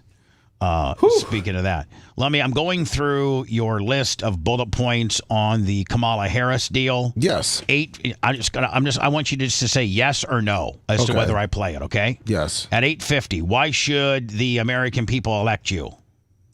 Yes. Yeah, you can play that one. All right.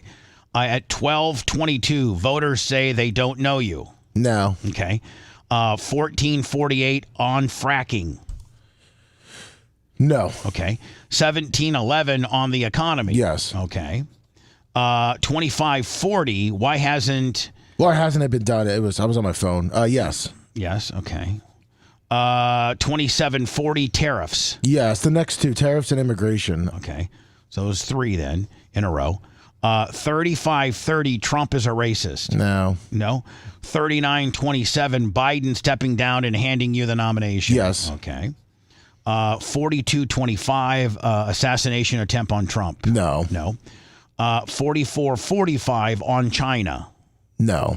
48:06 on expanding NATO to include Ukraine. No. And the final one, 49:37 Kamala being a gun owner. Yeah. Okay. Now, are these all things that were cut out of her original interview that aired? No, it was those were the talking points. The CBS just took a lot of how she talked. So she maybe spent 4 or 5 minutes answering the question. They cut it down to about 30 seconds. Okay. Are all of these 1, 2, 3, 4, 5, 6, 7, 8, 9, 10, 11, 12, 13, are all 13 of these points they did make the cut? They just were highly edited? Not all of them made the cut, no. Oh, so some of them didn't even make the cut? Correct. Okay, cool. We'll get to that. Next. If you love that segment, then check out BubbaArmyHQ.com and do a deep dive on past shows. The Bubba the Love Sponge Show will be right back.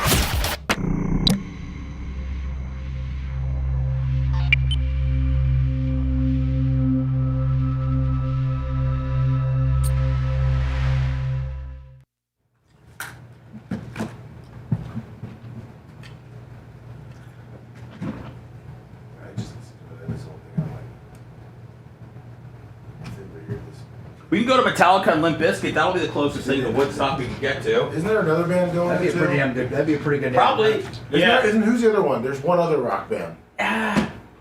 It's not Shinedown, but it's something like in the same. Yeah, that's why I can't think of the name. There's a few. Is it because Limp Bizkit's not doing every? I don't know if Limp Bizkit's doing every night. Green Day? No.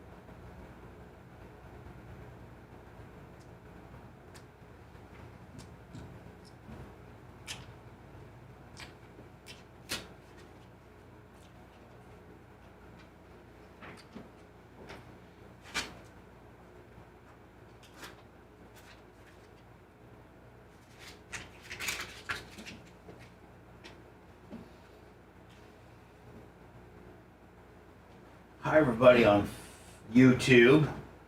All 1,100 of you fine individuals. I don't know if Dan's over there or not. I have been.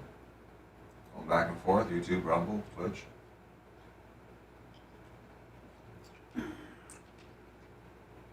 Good morning, Xerxes, Tile Guru, Pappy Jasper. I did block some people last week on YouTube.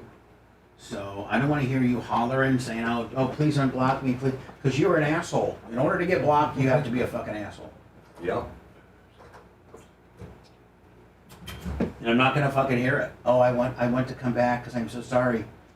You say some snide-ass bullshit, and I'm out of here, cousin. Big Lunger, Nats fan, Ray Jennings, Ed Kelly. Please, yeah, everybody smash that like button. 390 is not Pizza King, old Indiana gimmick. Get the Royal Pizza King and the Royal Feast. Highway 73. Met you at the Bart party with your friend. LM Close. Thuggish Ruggish. We Totted. Fish on the J. John White. Five Finger Butt Plug. Stacy G. Hi, Stacy. Yeah, me and Brent are cool. He's doing his thing. Doesn't want to be on the radio. Neil Mount Pleasure. I got one for you right now, Neil Mount Pleasure. Stand by. Oops. It's not coming up. Oh, because I had the wrong gimmick up. My bad.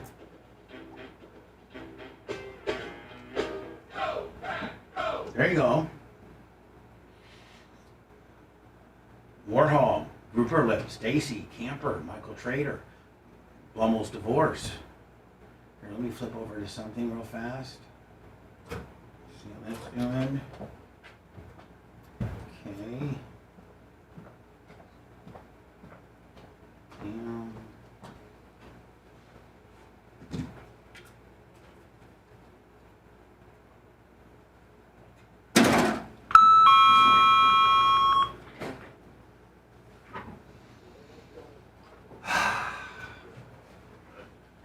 Well, plus the podcast won't have any commercials on them. Right? Yeah. 11:13. Hello, Seth Money. We can always put them if you want. Yeah, no, it's fine. We can leave it exactly how it is. Well, no, it has to. I wouldn't even know how to get them with commercials. We'd have to like essentially after they were uploaded, download them again. So there's they go on HQ with them. Oh, okay. Yeah, because it takes it off of where you get it, like where you put it. Yeah. No, that's where it pulls it from. Okay.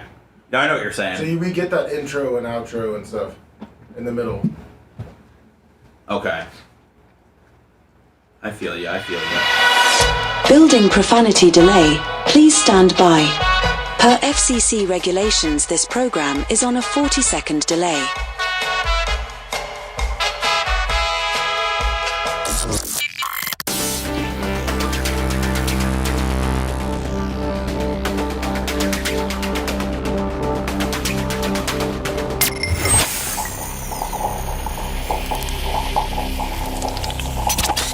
Broadcasting live from the Aquabeto studios. Aquabeto.com/Bubba.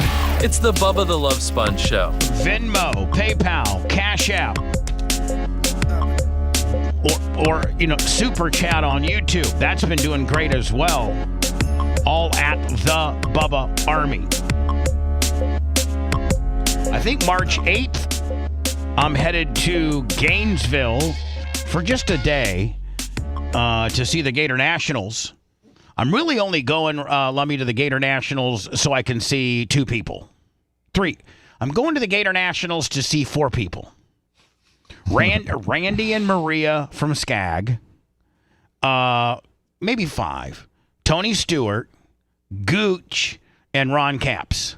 Those are the only 5 people I care about. Nice. So I'm going to the Gator Nationals. I'm getting a hold of the NHRA, my buddy Joshua, to see if they want to do a promo, maybe some ticket giveaways, maybe have a driver on the air. If I could have a driver on the air, I'd just have Tony. Do you have another race yourself this weekend at Bubba Raceway Park? No races this weekend. You're done for that whole. No, our next race is March 15th. Okay. So we have a race on March 15th. See, I'm so busy. I got to harvest material this weekend. Okay. Got to harvest material this weekend. So that would put me, no, not this weekend. I got to be with my mom this weekend because I haven't seen my mom since like Christmas. So I'm going to be with my mom all this weekend. Then all next weekend, the 28th and 29th, I'm at BRP Bar at, Bubba Raceway Park, Ocala Speedway with Buck and One-Eyed Billy harvesting material. And then the next weekend, we got Bubba 199 on the 7th. Yes. And then I'm going to be at the Gator Nationals, the NHRA Gator Nationals on the 8th. That's cool. Then the next weekend, I got a race at Ocala Speedway. And then we're off, the 17th to the 21st, vacation, mandatory. And then the 29th, God, isn't it amazing? Like, I have zero relaxation time. Maybe that week of the 17th. And then the 29th, I got the Tour of Destruction at Ocala Speedway. So I'm covered up until April. But anyway, so you're gonna go out of town maybe that week? You have a good solid 3, 4, 5 days where you have really nothing. I might. I don't know. But anyway, I'm going to the Gator Nationals on the 8th. I'm there to see, in this order, Randy and Maria from Skag, Tony Stewart, Gooch, and Ron Capps. Those are the 5 people I want to see. In doing so, Lummy, I'm going to go right to the Skag display. Of course. And you know what I got my eye on? Wow, right here. Right here. The Jackal? The Jackal. That thing's badass. Look at that. Now, I got a skid steer. I got a skid steer from Sunbelt, but it's a full-blown, you get in there and drive it. These Jackals are made for like little areas. Like I can't get my skid steer between my bleachers and my fence, and a bunch of dirt, that's been raced on gets through there, and you got to use a shovel and a wheelbarrow. I could get one of these Jackals and go crazy with it.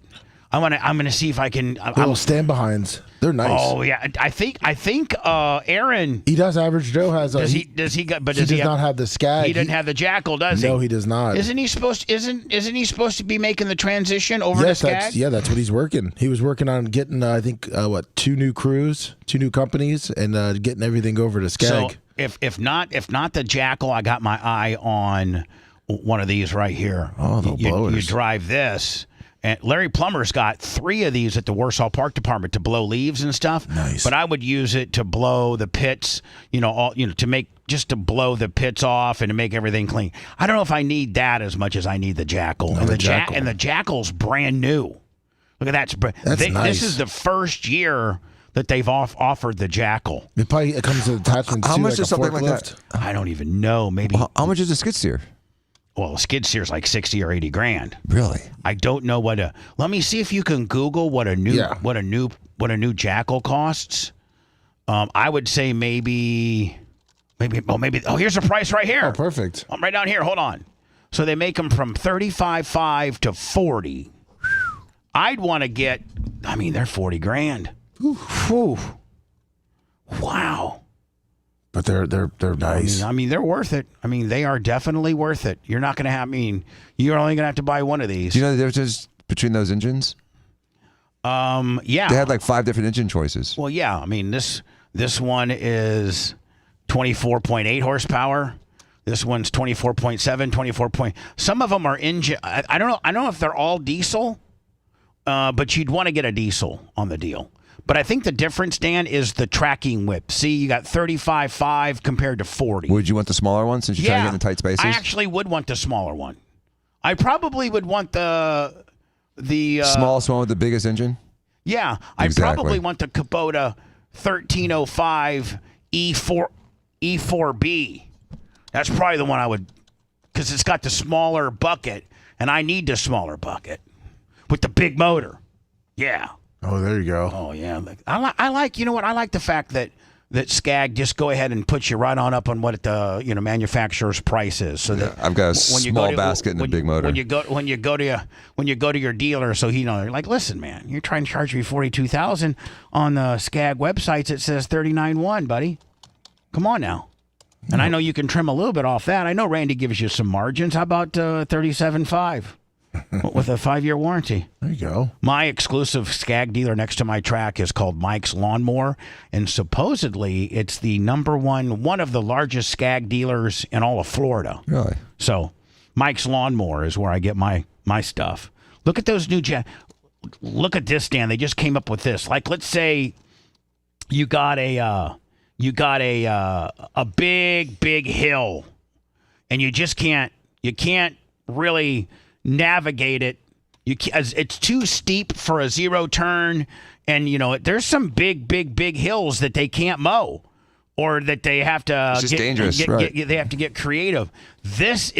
Watch this. This is a remote control. A guy like he's playing a video game. Check this out. Hold on. Let me play it for you. This is the Skag Extreme Slope Mower. And let me, like, if you get in trouble and like maybe you get it stuck, then it's got this very own hitch on it that you just tie it around a tree and then hitch it out. Well, check this out. This is badass. And Dan, it'll go through like shrubs and stuff. Oh, and underneath stuff. Look. Get all that underbrush. Yeah. You can't do that with a lawnmower. No. Certainly not ride on.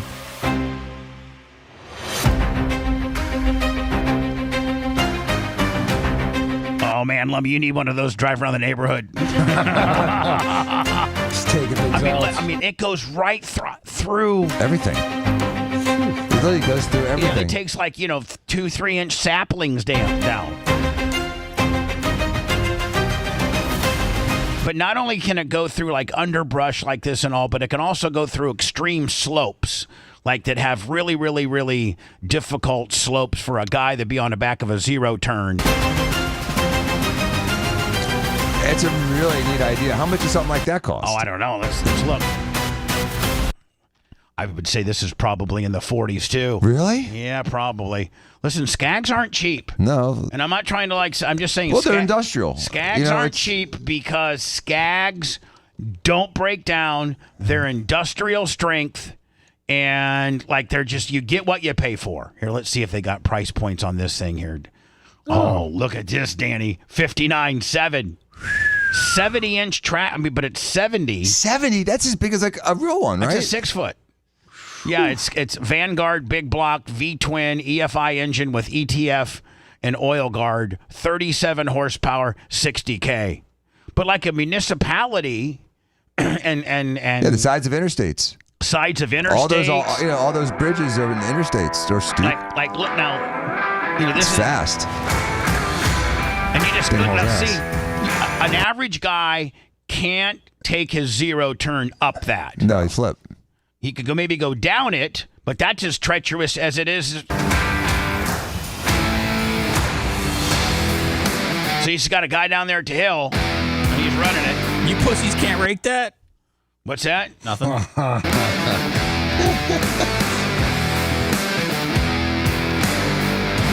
it. Man, now look, let me look at the big ass tree it takes down. Ready? Watch this. It's got a 70-inch blade. We don't realize how big that is. That's 6 foot. I mean, that's 6 feet wide. That thing's over 6 feet wide. 6 feet wide. Man, I wish I was a multi-millionaire because I'd just buy like everything that Skag had. Every Skag. By the way, you can go to skag.com, get into whatever particular category you like, and price something out.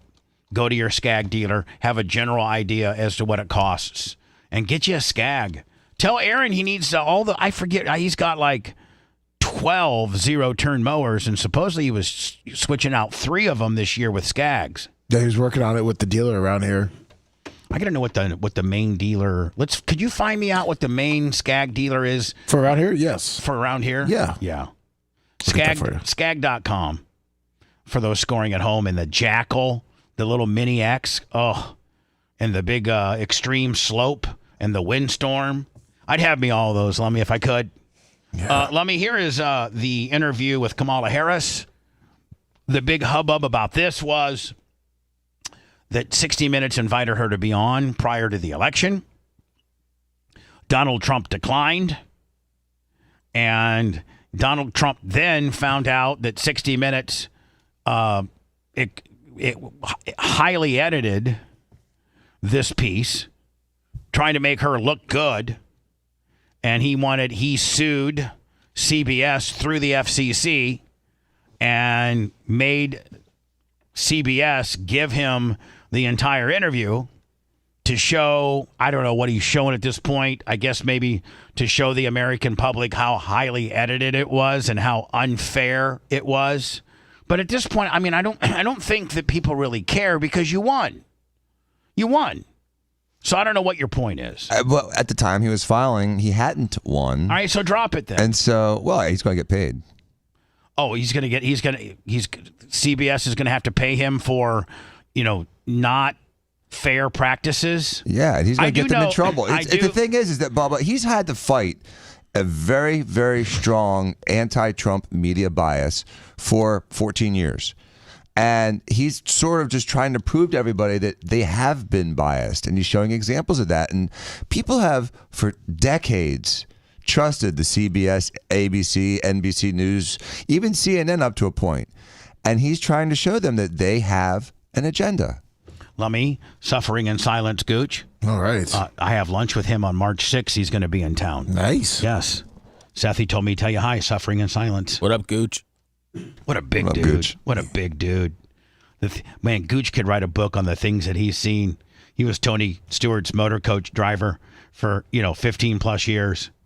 So sometimes Tony would not do so good in a race and he'd come back to the hauler and start throwing things. And Gooch would you know how big Gooch is. Oh, yeah. And Gooch would be like, after he's all said and done and Tony's full hot and, because Kins have put him in the wall, Gooch would be like, do you feel better? Are you okay? Nobody, you can't beat Gooch up. He's 6'6", 400. Right. And Tony would just, growl. Say, shut up, Gooch. Did you know Gooch, Jeff Patterson, Gooch, is within Tony's empire? And you got to think, man, Tony's empire at one time, just until last year, I don't know how many people Stuart Haas employed. Maybe 300? Maybe? Then he's got his NHR team, and he has his Donnie Schatz Dirt team, and he owns a remote control RC car manufacturer. He owns Eldora Speedway. He owns just all Tony Stewart Foundation. He has a merchandising wing of his business. I mean, he owns I would be willing to say that Tony Stewart owns 15 businesses. He's got his agent Eddie Jarvis. He's got his financial advisors, Brett and Jared Frood. He's got, Misha, who's a PR director. He's got Levi Jones now, that's the general manager of Eldora. He's got Rob Plattfoot, who does track prep. I would say that probably when Stuart Haas was in business, which it just closed last year, I'd be willing to say he had 500 plus employees. Oof. And guess who employee 0001 is? Gooch. Suffering in silence, Jeff Patterson, better known as Gooch. Nice. He was Tony's very first employee. When Tony was running IRL. What a solid pick. When Tony was running IRL, the Indy League, way back in the early 90s, he hired Gooch to be his motor coach driver. And Gooch has been with him ever since. So when Gooch rolls up to these various businesses, everybody knows who Gooch is. Gooch is employee number one. Love that guy. That's awesome. Plus, he's 6'6", 400. What are you going to do with him? Not much. This is an excerpt from 60 Minutes. I don't know if this was cut or edited, but you told me to play it. Pretty much all these are not going to. They're all word salad, Bubba. Every answer took 4 to 5 minutes to answer. Why should the American public elect you? By the way, this could have been our president. Do to maintain America's strength in the global context. But that's why you want to run. That's why you want to be. That's why I'm president. running. That and some other reasons. But you're asking the American people to make you the most powerful person on the planet. Why do you deserve the American people's votes? Well, first of all, I have a career. Hold on. I'm not going to use this opportunity to pick her apart because she's already been defeated. But your career has been sucking off the public teat, dating clear back to when you were a prosecuting attorney for the city of San Francisco. That's what your career has been. And a history of being very clear that I think of my role of leadership, and in particular now for the last 4 years as vice president and moving forward as president, if the voters will have me, as being a leader on behalf of all Americans. As you know, I spent the majority of my career as a prosecutor. And I'm going to tell you, And by the way, she single-handedly put more African Americans in jail for minuscule pot charges. Chicken shiz. For minuscule pot charges than any other prosecutor, one of the top 10 prosecutors in America with regards to putting African Americans in jail for pot possession.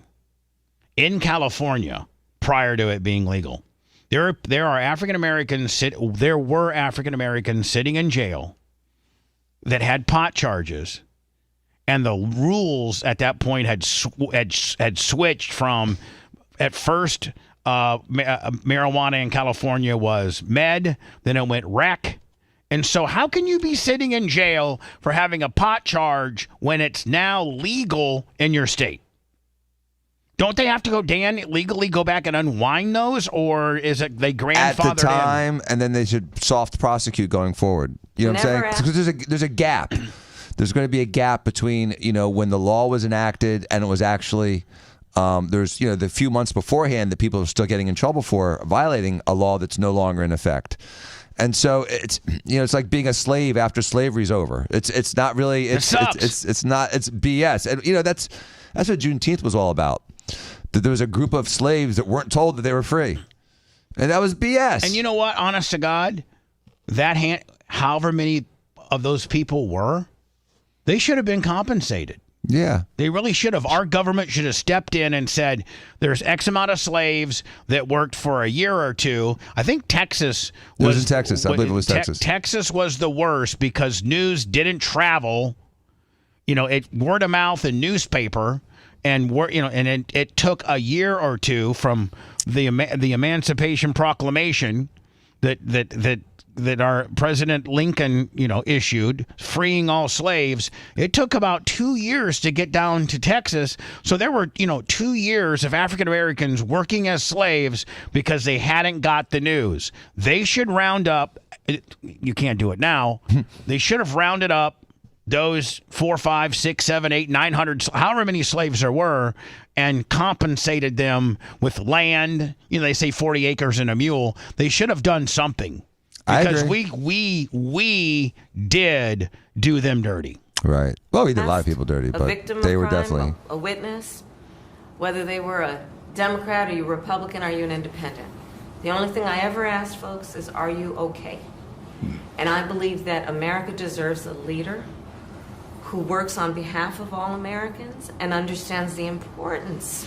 I wonder if, and I'm not trying to make this Republican or Democrat, but we see what Trump's doing now with his mass deportations, and I agree with it. I really do. I think one of the biggest derelict of duties was the amount of illegal immigrants we let into our country and them subsequently causing problems.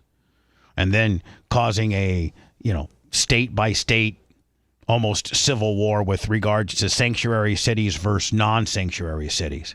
We were not on the same page unilaterally across our country with regards to that. It was based on whether your state was red or blue as to how tolerant you were with immigrants. Because, she did represent all of us, and I felt that way. So here's the deal.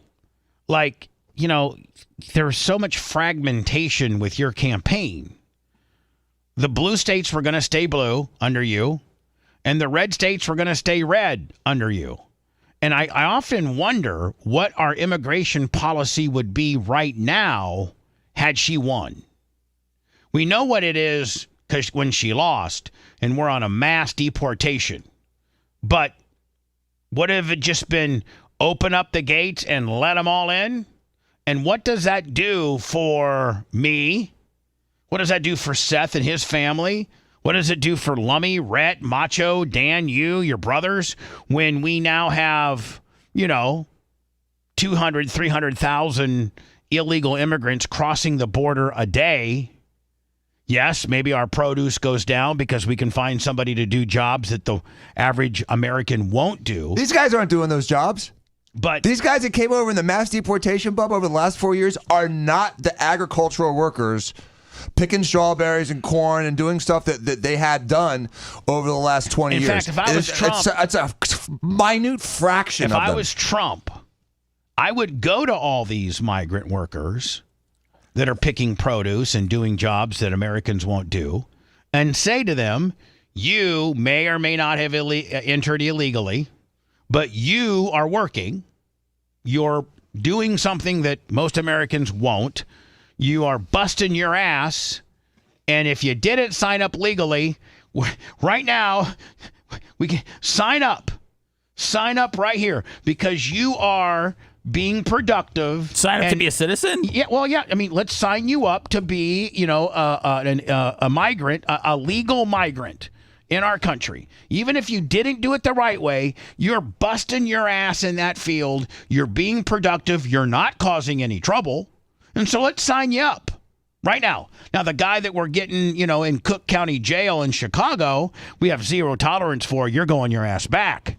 But if going to the fields, Dan, because this is what most people are afraid of, that our produce aren't going to get picked, that our Americans will not do these jobs, and the prices of these goods are going to go up. Okay, so let's go and give amnesty to those migrants that came in here potentially not legally, didn't sign up the correct way, didn't jump through the hoops, and go into these fields where you got a guy that's busting his ass 50 and 60 hours a week to pay his way and say, you know what, buddy, you didn't make it through and you didn't do it the right way at the border, but you are busting your ass, you're not causing trouble, and you're doing it the right way now. Let's sign you up right here on the spot. Bubba, most of those people that are they're in that category that you're talking about already have a legal status. I know, but there's probably some that aren't. A small fraction of them. It has nothing to do with the millions that have crossed. Let's roll up to the strawberry fields, call them all over. Nobody's in trouble. No, nobody's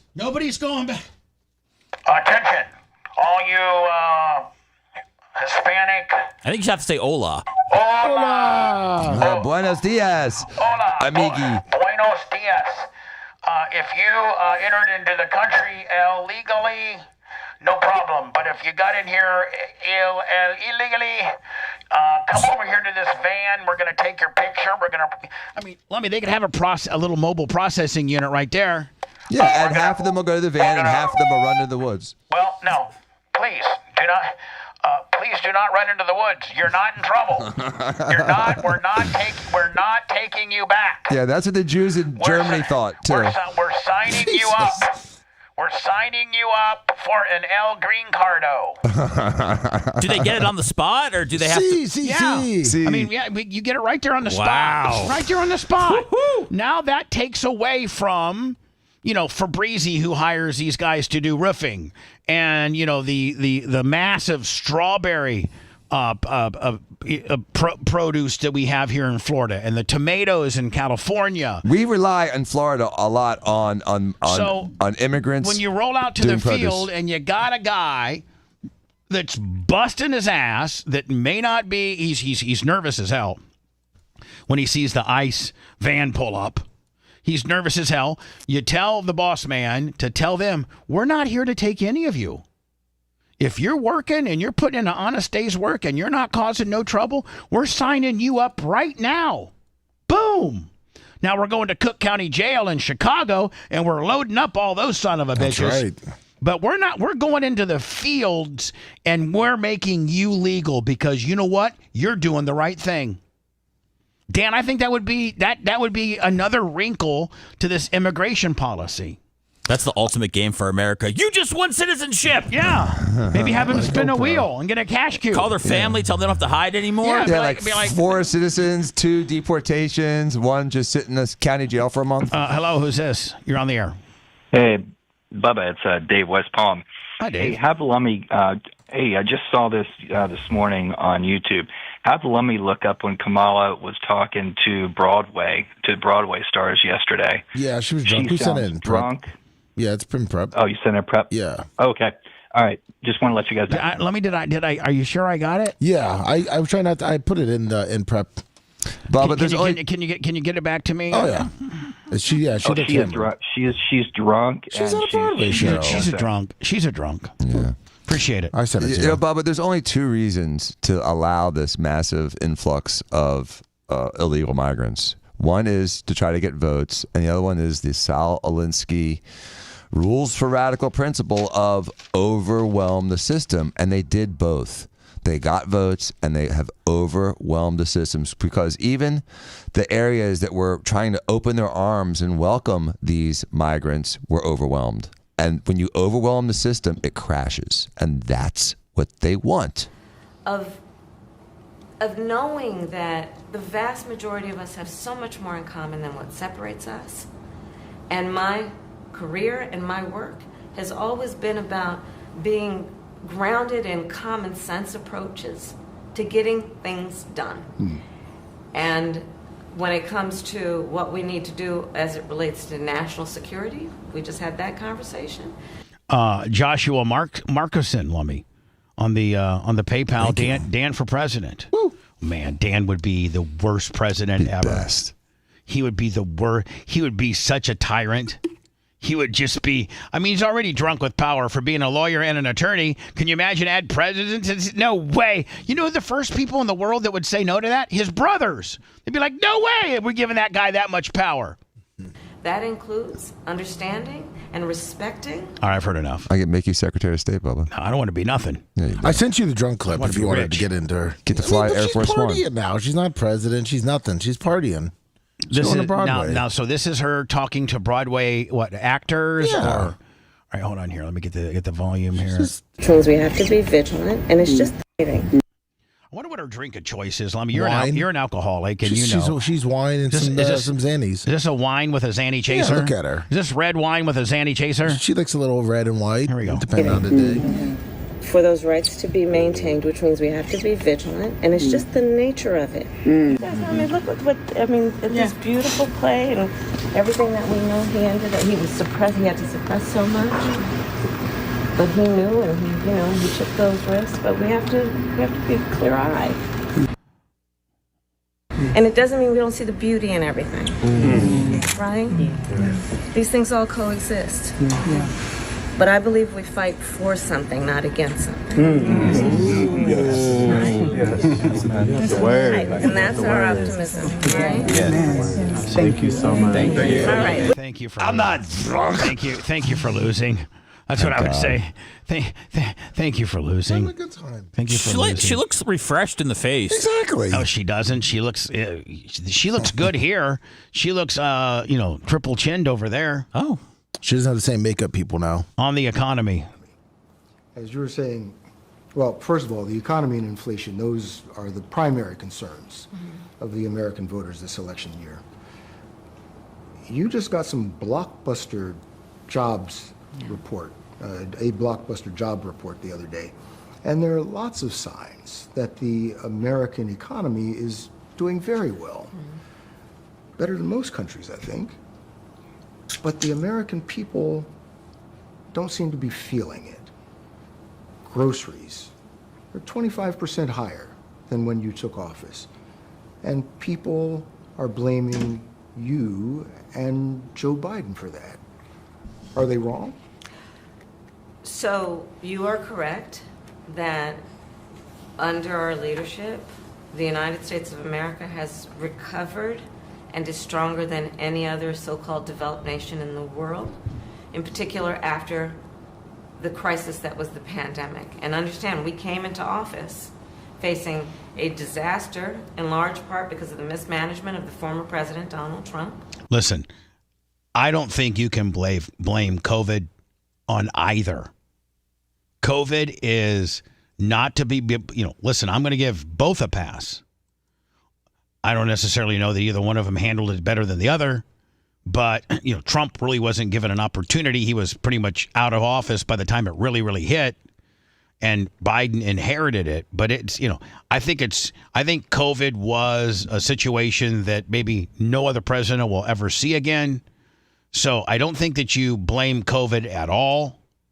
But, I think they can both be criticized for it, too. I think they both can. So since they can both be criticized, they both can be held on. Scratch. It's a push. Okay. But, because diesel prices and because energy prices doubled under the Biden administration due to their, wanting to be so green and cutting diesel emissions. And so that corn and those soybeans and all of those crops that cost, so much more to harvest because diesel fuel was more. And so that's, the cost of energy determines usually the price of food. And because the cost of energy went up with him, because he was so adamant about everything being green, and didn't he want to make gasoline engines completely illegal by 2035? Yeah. He was not very, helpful to the energy industry in general. And without industry, you can't move food. Didn't he immediately shut down the Keystone Pipeline? Immediately. Day one? And they were like 3/4 of the way done. Day one? Yeah, it was stupid. Didn't he put it illegal fracking, no drilling, nothing like that. And froze leases. That causes us to have to import oil, be more reliant upon oil outside of our country, which causes all prices for everything to go up. Because in order to get something in your lap, it has to be transported there. We don't have teleportation. And the only way to move stuff around is with energy. Either gas, diesel, electricity. Rail. Regardless, all motion, all transportation requires energy. It's the common denominator. And when energy costs more, everything costs more. Where the economy was in a slump, people were dying by the hundreds. It was a real crisis. But because of our approach and our work, we now have historic low unemployment in America among all groups of people. We now have an economy that is thriving by all macroeconomic measures. We have recovered in a way that we have created almost 800,000 new manufacturing jobs. We have created over 16 million new jobs as a whole. And to your point, prices are still too high. And I know that, and we need to deal with it, which is why part of my plan, you mentioned groceries. Part of my plan is what we must do to bring down the price of groceries. I'm taking on an issue I've taken on before as Attorney General. How do you on the surface bring down the price of groceries? She's going to tell you. Okay. Let me just tell you how. If President Bubba would do it, is I instantaneously make energy cheaper. Yep. That's the first thing that I do.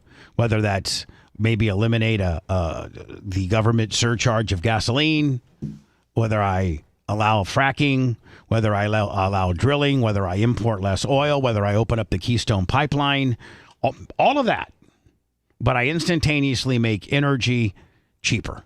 The issue of price gouging, which is not all, but some corporations and businesses. If you're just going to go through price gouging, I think you're only going to get a small amount of people. I think when you lower energy costs, it is a very largely cast net that encompasses everybody. In those couple clips I gave you during this time segment on inflation and stuff, I got to give up to, I think it's Lester Holt. He did keep pressing her, like, why haven't you done it? And jack prices up, making the cost of groceries and other everyday essentials too expensive for the American people. I'm taking on the issue of housing. It's a big issue in our country. It's too expensive. There were generations before us that believed they could achieve the American dream, which included home ownership. Now I travel our country. I talk to young people every day. And they are so concerned they'll never be able to afford to buy a home or even start a family because of the cost of housing. So part of my plan is to put the resources into partnering with builders and developers. Builders and developers aren't going to partner with the U.S. government and make their and profits. Put a cap on their profits. If a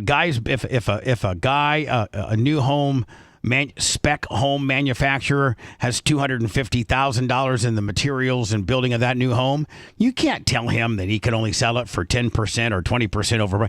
That bitch is going to try to sell it for $500,000 if he can. You can't put a price on new home construction. That's socialism. To create incentives for them to build 3 million new homes by the end of my first term, and 3 million new homes. What? That you just allow people to move in for free? Or 3 million new homes that people have to get financing on? Affordable Housing Act. My plan includes giving first-time home buyers a $25,000 down payment assistance so they can just get their foot in the door. Well, let's talk about that. This is Lester, right? Yes.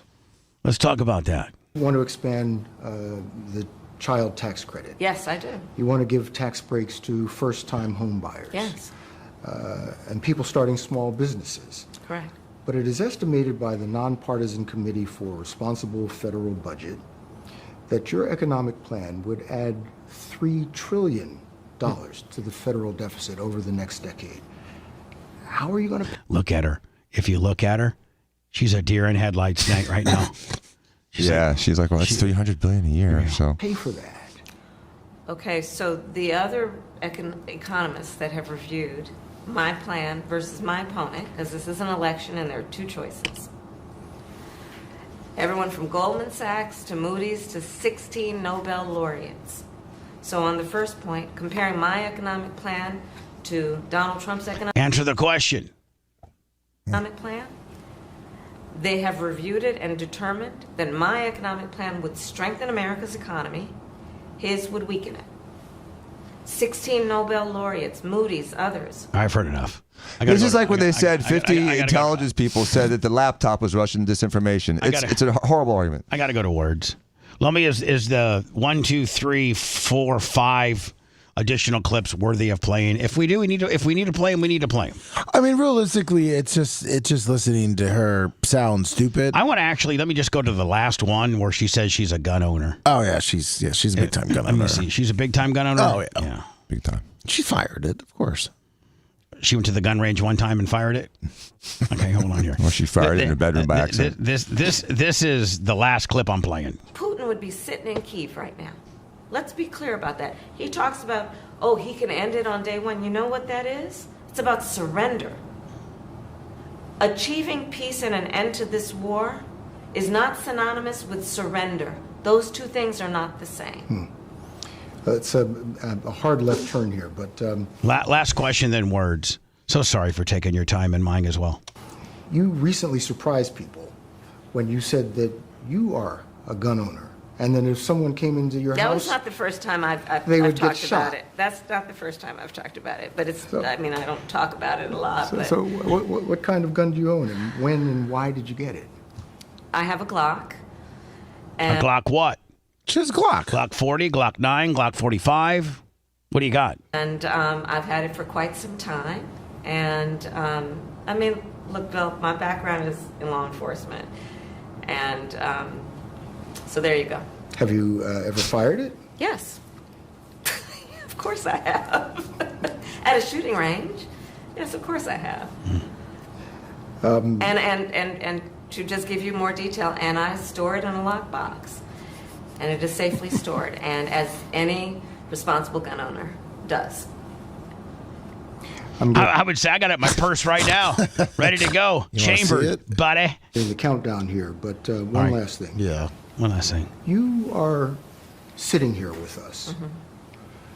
The Trump campaign canceled an interview that they had agreed to participate in this broadcast. What do you make of that? Listen, I think that, I think that your viewers have options in terms of how they're going to hear from him. And I invite them to watch what he says at his rallies. If he is not going to give your viewers the ability to have... Somehow, your rallies weren't much better. I'm just saying. Lummi, now, this came down yesterday. Warren Sapp lawsuit, sheriff exposed. Is it anything new from what we've already seen? No, I think they replay kind of the video we saw and kind of explain what we heard. You don't have my permission to record me, just so you know. You know you are a public servant, and I can record the police in the course of their duties. Maybe there is some new stuff in there. Did he go back? Did he go back? I didn't send this to you in prep. I'm not sure. I'm gonna watch it during hot mic and see if there's anything there. If not, we'll move on. Okay. Sounds good. All right. If you want 24/7 on-demand Bubba and the crew, go to BubbaArmyHQ.com. Right now. The Bubba the Love Sponge show will be back after this.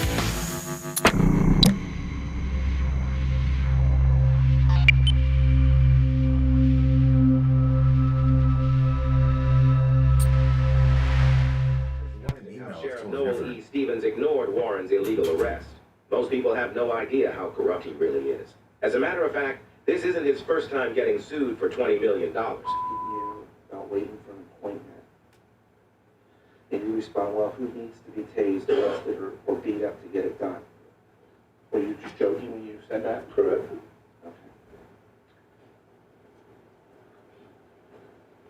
On July 19, 2024, Dr. Saeed Khan dismissed a $26 million lawsuit he won against Sheriff Stevens. It stemmed from an unlawful investigation after Dr. Khan was falsely accused of sexual assault by Teresa Chandler. She said he pulled her shirt down and sucked her breast during a doctor's appointment. Now, are you familiar with an allegation made by Ms. Chandler against Dr. Khan? That he sent from his sheriff-issued phone. Since that time, back before 2017, there's a... Teresa Chandler's affair with Sheriff Stevens came with special unlawful treatment. 2019. Someone had an affair with that guy? Good-looking guy. We go back to the butterfly garden in the wedding and to see him. You know, her criminal attorney is against Dr. Khan. The threat up on my first affair on the job. It's a shame how Sheriff Stevens is sending dirty messages on his work-issued phone that citizens pay for. Many people don't know Dr. Khan won the 20. That's probably worth us getting into, but it's really long form. Yeah, about the sheriff. All right, we'll get into the airline stuff next. I got some.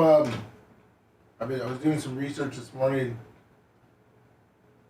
on the video of them showing the plane landing. Do you have it? Yeah, I'm gonna send it to you right now. I need it. Badder. I need it badder than bad. All right, I sent you one, and then I have another one where they're coming out of the plane.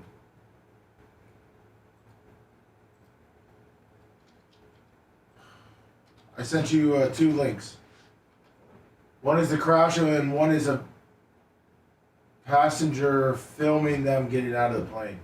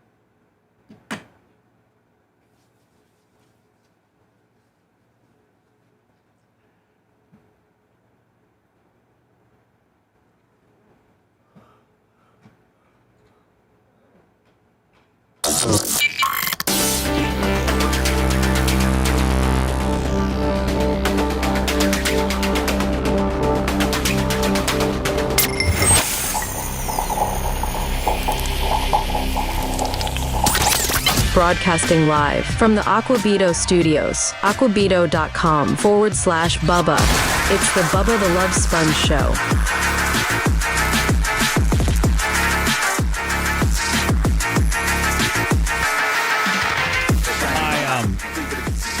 I was watching that clip that I don't know, it came from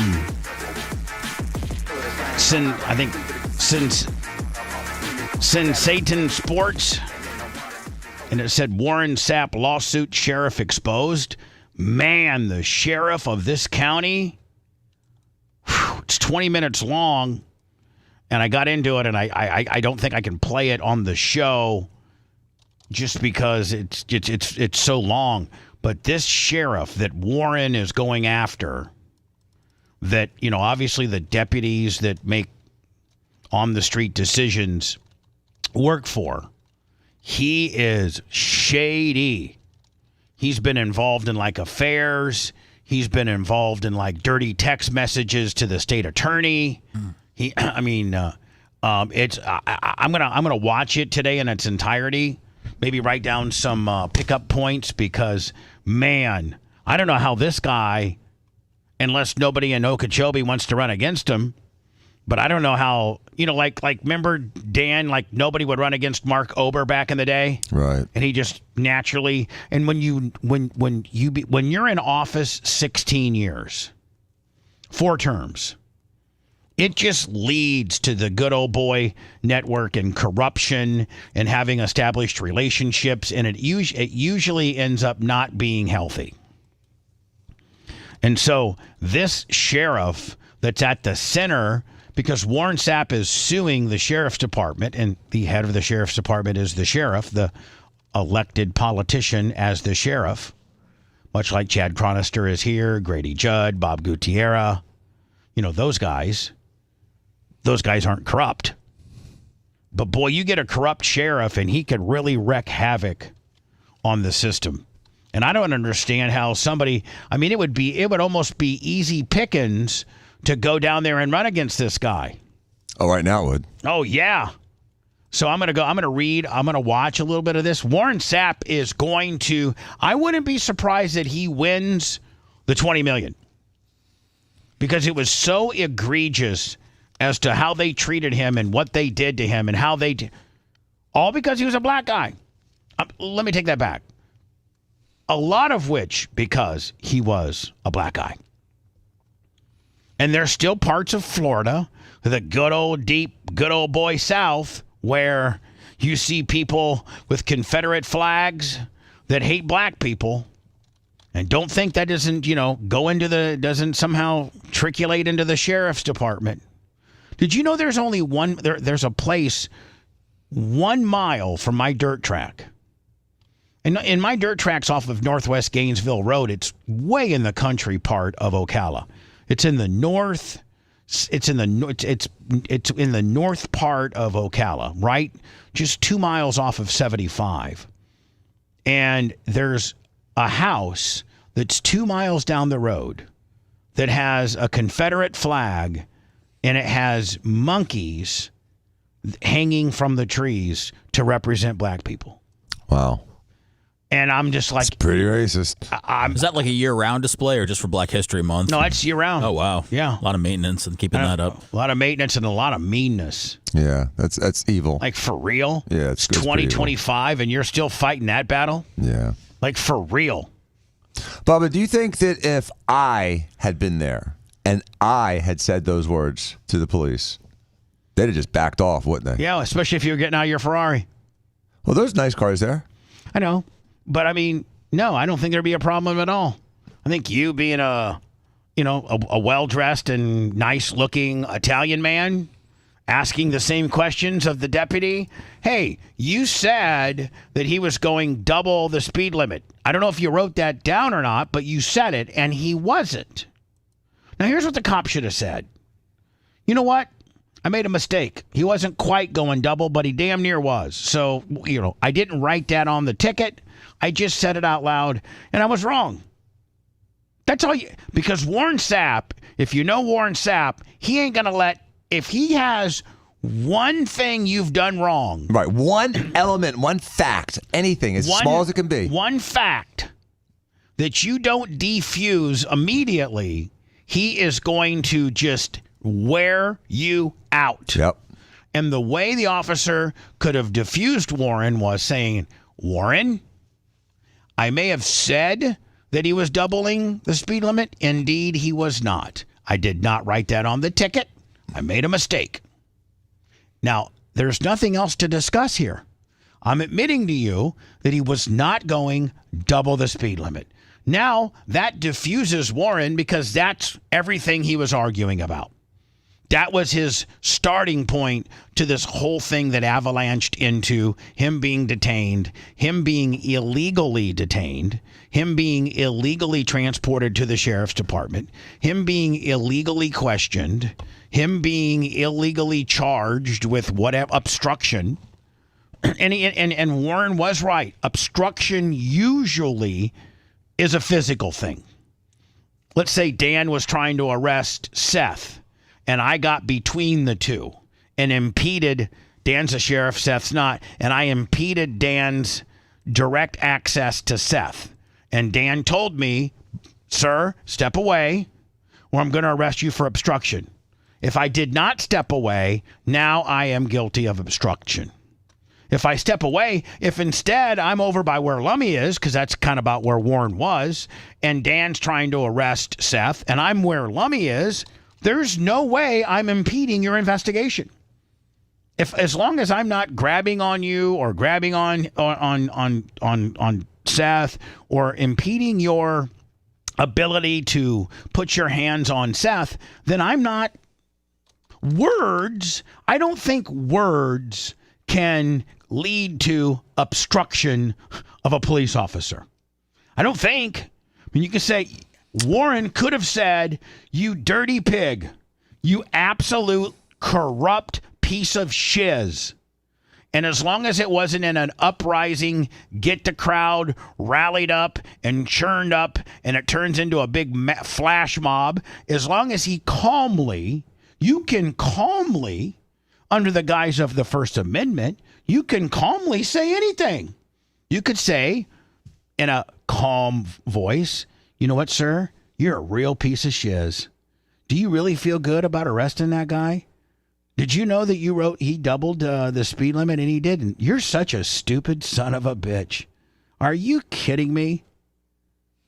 I mean, he could have said that. Mm-hmm. He could have called him, listen, you stupid ass white cracker. You're dumb.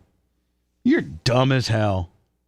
And as long as you're at a safe distance away from that police officers, they cannot arrest you for words. Now, if you would say, I'm going to shoot you later tonight, or something like that, potentially, that could be a threat, I guess. But if you're not threatening them, saying, I'm going to whip your ass, or because obviously Warren Sapp has the ability to whip your ass. Now, if there's a 5-year-old, that's, the size of little Sethy saying, I'm going to whip your ass, I don't think that that's very much a formidable threat. But if you got a 6'1" former NFL player that's badass and he says, I'm going to whip your ass, that could be a formidable threat. But Warren never said that. Warren just inquired about why the officer said verbally out loud he was double the speed limit when indeed he was not. The police officer, all he had to say was, Warren, I made a mistake. He wasn't doubling the speed limit. I'm still going to issue him a ticket. If you could kindly back up a little bit, appreciate it. But the cop let Sapp get in his head, and they took him. And since and because they took him for no rightful reason, no lawful reason, and because even though Sapp hung up on us, I don't know if he likes us or not. I don't know if he was trying to do the I don't flick bitch story that's 20 years old that I haven't really brought up. I don't know if it had anything to do with him being on the Calta show 4 days prior on Radio Row. But, I think I smell Jay. Jay is here. Ha! You can smell him. That high karate. Jay, it's my understanding that Warren could practically because you're a First Amendment attorney. You have one of the largest, most high-profile First Amendment cases ever to come out of this area. Victory. God, I wish I could find your clothes.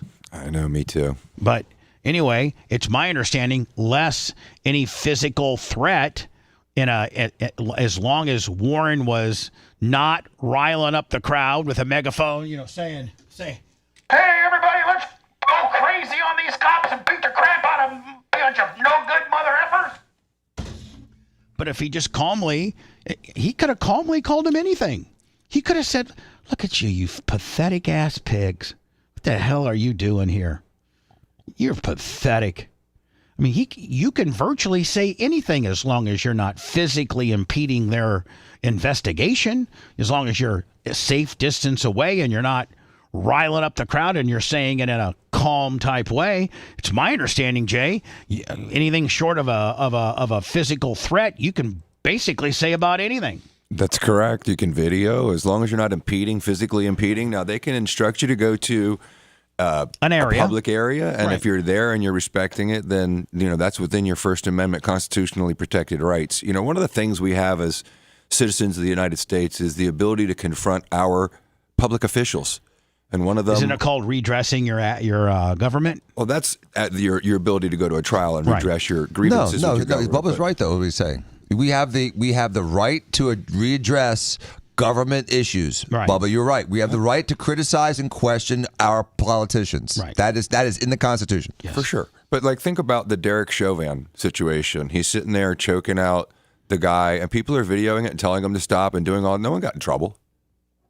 They're videoing it. They're saying you're doing it wrong. I mean, this was, in my opinion, based on the videos that we've watched, which is not all of it, it seemed like a clear violation of his civil rights. He was abiding by instructions. He was merely questioning the validity of the stop after the arrest was completed. It's impossible to impede an investigation that is already completed. Right. And he's smart enough to know that. And knows the law actually better than the sheriffs did. He does. And then the interrogation room, it almost seemed as though he was interrogating the sheriff's investigator. Well, he should have read him his rights. We looked in, I'll send you guys the link, but this sheriff, oh my God, he is one of the shadiest, and I don't understand how he is even in the position that he is after just a little bit of video that I watched and the former problems that he has had. How he and just unless he's one of those good old boys and nobody will run against him. No, he got run against. He got 66% of the vote. Jesus. And last year. Well, I guarantee he won't win. I mean, Warren's going to win this. Everything that we've seen shows Warren to be on the right side of the law. If he's doing it for the reasons he said, which is it's not about the money, it's about teaching young black men about how to protect themselves and how to force people who are in positions of authority to follow the Constitution. And if it changes policies in this little backward-ass sheriff's district, then that's mission accomplished. And then on top of that, he will get paid. But he wants to take depositions. He wants to get this dude on the record of saying the things that he said. And you as an attorney, as we've discussed before in other cases, stuff starts getting real when you start taking depots. That's when stuff starts getting real, and that's when people start to get a little nervous. Because the person that you're asking the question to, and it's my understanding, Jay, as a counselor, is that you have a lot. There's a lot more liberties in depositions than in court. Oh, for sure. It's a very relaxed standard. In trial, it's materiality. Something has to be material to something relevant to an issue to prove. But in deposition, but in trial, the stuff that you're using in trial is what you found out through depositions. Right, because depositions allows you to get, and this is the quote, anything that's reasonably calculated to lead to the discovery of admissible evidence. That is very broad. I've been with Jay. I've been with Jay before during deposition phase when Jay asked a question, the person refused to answer, his counsel refused him to answer, and Jay got the judge on the phone and made the guy answer it. And that's really rare because most attorneys won't do that. Most attorneys may bluff that, but they won't do it. Jay did it. And you don't have to do it very often, but every now and then it's like, okay, I'm going to call you out on it right now. So when depositions start, all too often that's when settlements happen. Because that shows you the unfiltered case and what the parties truly did, that they can't hide behind their lawyers, they can't hide behind their lawyers posturing when they're out there. Boy, and I've been deposed like 20 times. When you're at the end of that table and they're videotaping it, they got that gray screen behind you, and you got 4 to your left and 2 to your right, 2 on your team and 4 against you. Woo! You got to sit there. They ask a question. We've been there 1 verse 8. You and me, buddy. Yeah. During the Gawker deal, I had Jay. Yeah. And then I had 8 Philadelphia attorneys lined up, ready to, Yep. And then there was how many for Hogan? 2 or 3 were there? 3? Yeah, because Houston was there too, right? Yeah. Houston, Harder, and Turkel. And Turkel. So Houston, Harder, Turkel for Hogan, 8 for Gawker, 11 lawyers, and me and Jay. I went up against 11 lawyers. And Hogan actually had word with Jay after the proceedings. He thanked me. And I remember walking my car and I said, Jay, I know how this all, based on their questioning, I know how all this went down now. It literally happened in the deposition in real time. And it was one of the most incredible things to see. And, you are the most capable witness that I've ever seen, because you get on and you tell the unfiltered truth, sort of like you do on the air, but it's you. It's not Bubba the Love Sponge, the on-air personality. And you have the ability to cut through all the crap and come across as a very credible and believable and honest witness when you're unvarnished. Thank you. And I think that throws people off.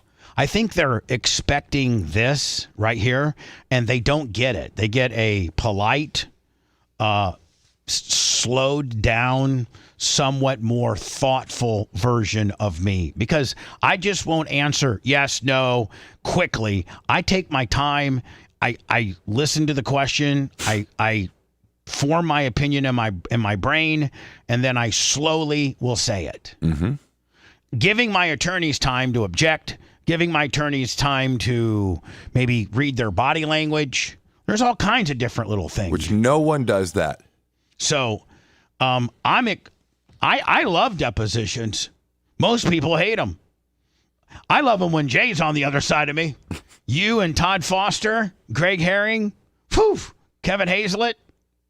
I've never been in trouble so bad where I had all you guys there, but man, can you imagine that dream team? We almost did the pig. I mean, Steve was there. Kevin was there. Only thing we were missing was Phil Foster. Campbell was there for you. No, hold on. So was junior and senior. Yes. Yeah.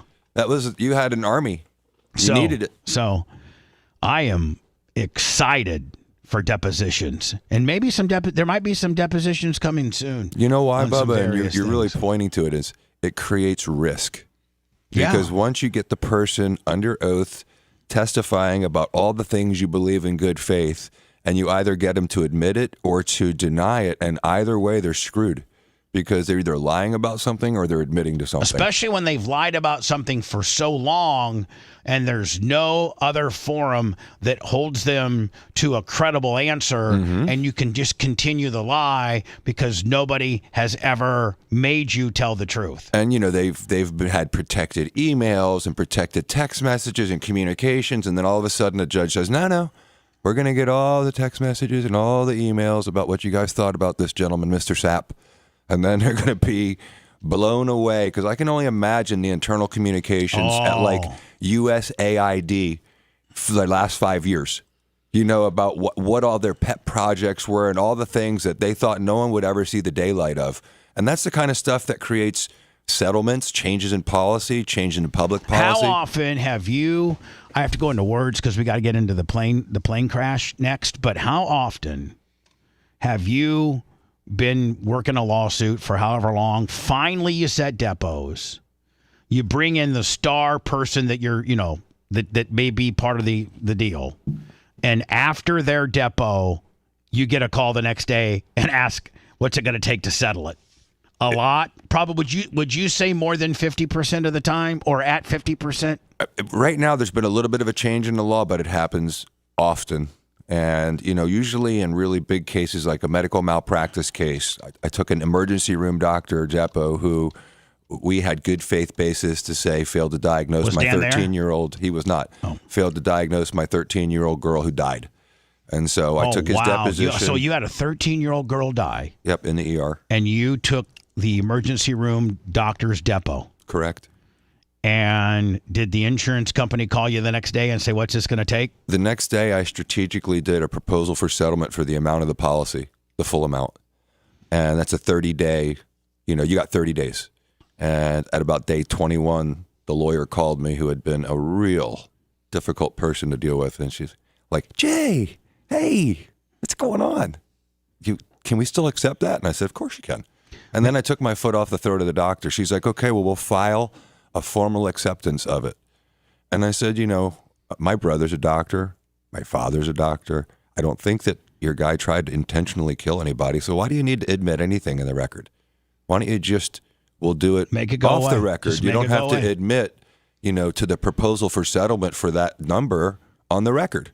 And she was like, you'll do that? And I said, of course I will. When's the last time you and your brother were in a suit together? I know. Look at that. Wow. Look at that. You always wanted to. I wore your jacket the other day. My jacket? Yeah, the one with all the buttons. I thought that you were just going to throw it away because really it hurt my feelings because it was so well done and there's a place and time for the flashness and you did wear it. Yes, and you know what my wife said? What? You look like a pilot. I liked it. I actually like Bubba. I actually liked it. I love her. I love her a lot.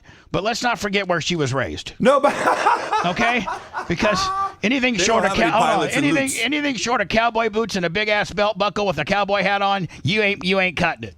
For true. For sure. Let's just say, did you look at it and say, "Damn, this thing pops"? I did. I thought I was putting on my gray suit. I didn't know which suit I was wearing. And what application were you going to that day that you needed to suit up? It was a Zoom hearing, so thankfully it was a little too flashy if I had been in a real in-person hearing. But I would have rocked it. I love it. Literally when I got out today, I love my suits. I think my button flash needs to go to Dan, not you. Danny is super button flashy. He has pinstripes. He would love it. And he was, by the way, he was a little jelly. Dan, he was a little jealous when he got Dan, I all might the need 2 or 3 of your most favorite jackets that you want me to customize. Okay. I'll wear it again. Did you see Jay's? Yes. Did you like it? Yes. Yeah. Because it reminds us what our mother did when we went to college. One of the uniforms of a young man in college is a pair of khakis, a blue blazer, a white shirt, and a red tie.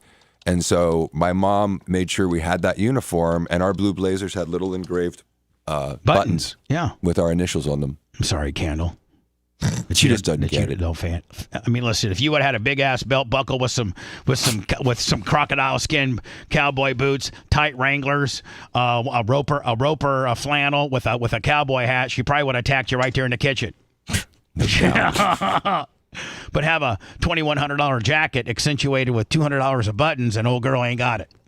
Nope. Just kidding you, Candle. I know that you read the show. I'm so sorry. Ariat buttons. Let me go to. How do you say the country brand that makes the boots and the shirts? Ariat. I don't even know. Levi's. Yeah, Levi's and Wranglers. Ariat. Might be some Wrangler buttons. Anyway, when we come back, we'll talk about the nobody died. Jay, would you not love to be representing some of these people? Yes. Airlines. 888 SOS firm. Yeah, 808 SOS firm. If you live in Toronto and you happen to be one of the 80 people that survived the plane flipping over, Lummy, I think you got the only version, the only piece of video that I've seen of them coming in for the landing and flipping. All the other footage I've seen was them already flipped. I haven't seen it yet. Yeah, it's flipped, and then I got that. You got the other one where they were trying to get out. Yes. Yeah, I got that. We'll do it next.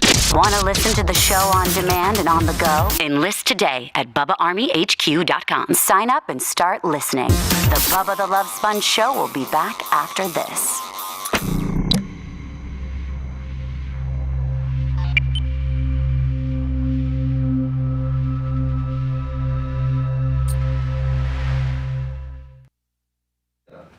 jeans area, and I think the hat. Bob, is it okay if I go? Yeah, of course, Danny. Okay, thanks. Here you go, Jay, flip on over. I'll call you later today, buddy. Just see how you're doing. Okay, thank you. See you, Dan. See you, Sandy.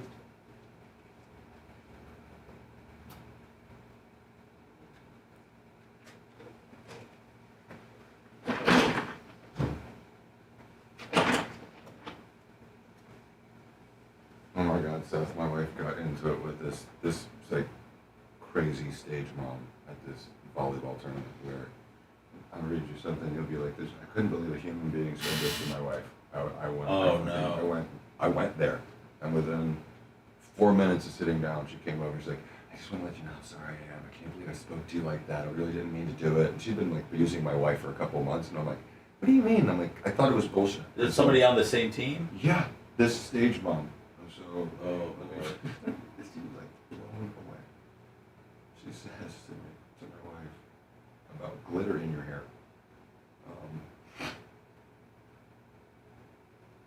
The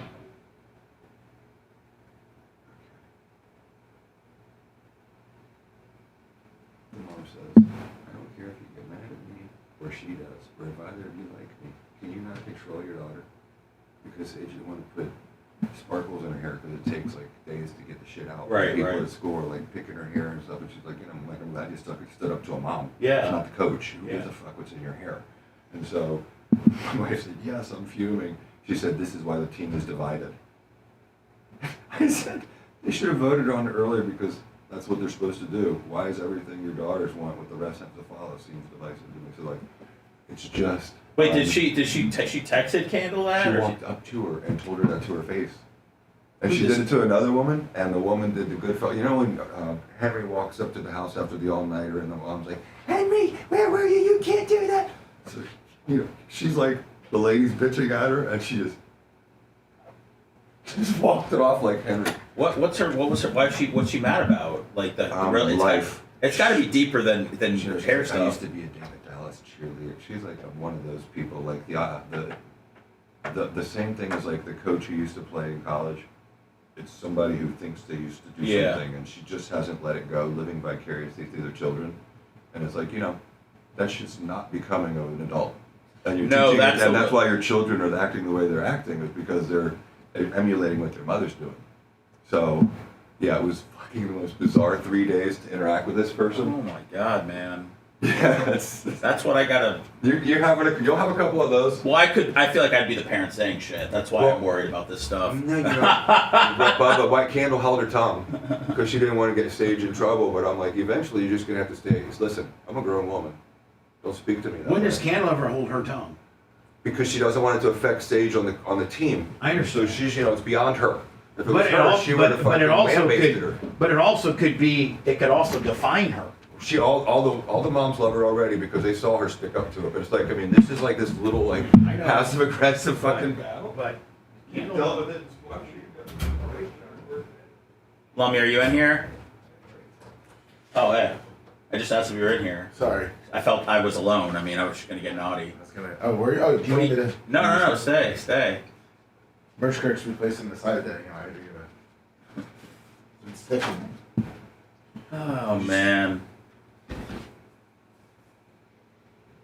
When I think about me, I touch myself.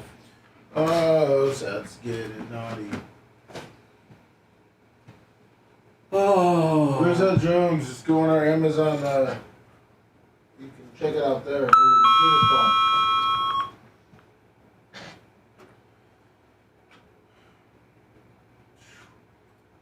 You see that 3-point that kid that in the All-Star game? Yeah, that won $1 million or 100,000. Yeah, from Mr. Beast. Man, if I would have seen that kid, I would have bet against them. I don't really even know what the game was. I don't even know what the game. It was a 3-point contest, right? I feel like it was almost a half quarter that the kid made. Was it just a 3-pointer? That was just a 3-point contest. It might have been. Yeah, against an NBAer. Yeah, Dame Lillard. Yeah. And did you see that documentary they're coming out with about the Dream Team? I saw Bubba had a clip of it this morning. What's that? Yeah. You probably sent it to him. What's that? Yeah. The Dream Team.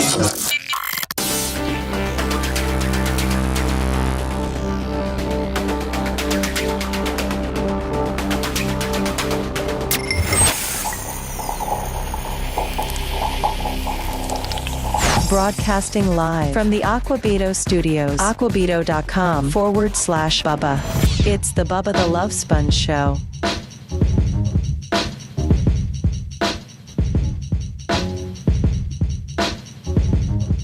PayPal, Venmo, Cash App. I just got fish on the J on the PayPal. All of that at the Bubba Army. Appreciate you. It's kind of the way we keep on the air, actually, through your donations. Also, you watching our videos and subscribing and liking and thumbsing up and all that kind of stuff. And maybe even being a sergeant or lieutenant within our Bubba Army world, Bubba Army HQ world, which we're trying to maybe do some more exclusive Bubba Army HQ only programming. Lummy, I, Seth, the rest are working on that as well. We'll get into the Toronto Delta flight flip over with 80 passengers that all survived and the crew as well. Next, somebody is calling me quickly. Hi, who's this? It's Florida Stanley. I got a question for Jay real quick. All right, go ahead. About a week ago, I had one of my buddies email your office about a medical mal case, and the next day, one of the girls in the office called him back to get the case details, but then he never heard anything after that. I was just wondering if you guys were going to take his case. It's the one where he had a hip replacement, and they installed the wrong one. My brother's looking at it. It takes a couple of days before we get back, but I don't know. I know with most cases, especially orthopedic cases, that it's very difficult to prove an act of negligence that was separate and distinct. If I remember correctly, in this one, it was like he claims it was the wrong sized. It was the wrong size, but he has emails from the doctor that the doctor admitted fault in an email. He's got it in writing. Yeah, I know the exact case. Just like I said, just takes a couple of days to go through it. Okay. There was a holiday yesterday. No one was working. My office was closed for 3 days. In fact, your office is going to be slammed today. I'm sure. Yeah. But how about that? I know the exact case. Yeah, how in about my that? head. How about that, buddy? Jay's already familiar with the exact case in the head, and he's him and his boys will get together and see if there's any meat on that bone. Mel did a detailed intake. I looked at it. I wrote a very thorough analysis to Danny. Danny's looking at the thorough analysis, and then we'll call him back and talk to him about what's going on. Thank you. Yeah. Okay, cool. All right. Thanks, guys. But more importantly, thank you for referring your friend 100% to Diaco. It's what Bubba Army does. And it's He also had a couple lawyers shoot him down, and I was like, man, you got to call the Diacos, man. Like, what are you thinking? But if that happens, he's going to also hear from Danny and or me. I'm not going to have Mel call a Bubba Army guy. And I'm not saying that's what's going on, but when it's somebody that's Bubba Army, you will speak to one of us. 100%. Period. But more importantly, appreciate the heads up. For sure. Thank and you. all of you, Bubba Army, do the same. If you know somebody that's gone through a car wreck or medical mal or something like that between, Diaco and Brian and just, Kevin with the speeding ticket, the DUI. But this is right in my wheelhouse. And, right. Thank you to Florida Stanley. And for sure, he's going to get a thoughtful analysis from multiple lawyers. I don't know what he got at the other firms he went to. But anyway, Florida Stanley, thank you for the up, if you will. Yeah, love you guys.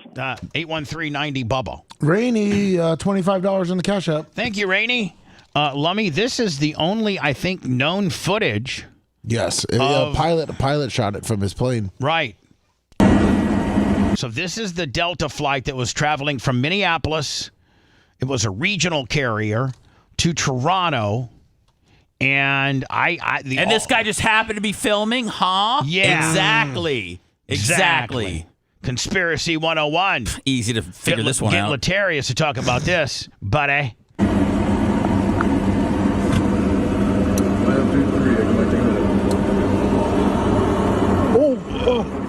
Oh, fuck. Oh, no.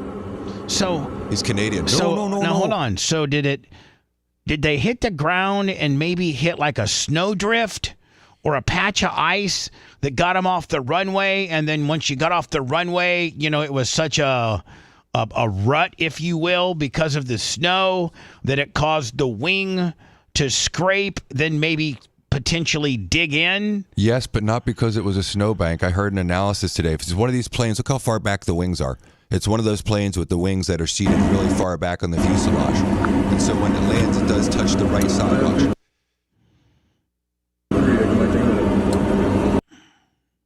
So now hold on.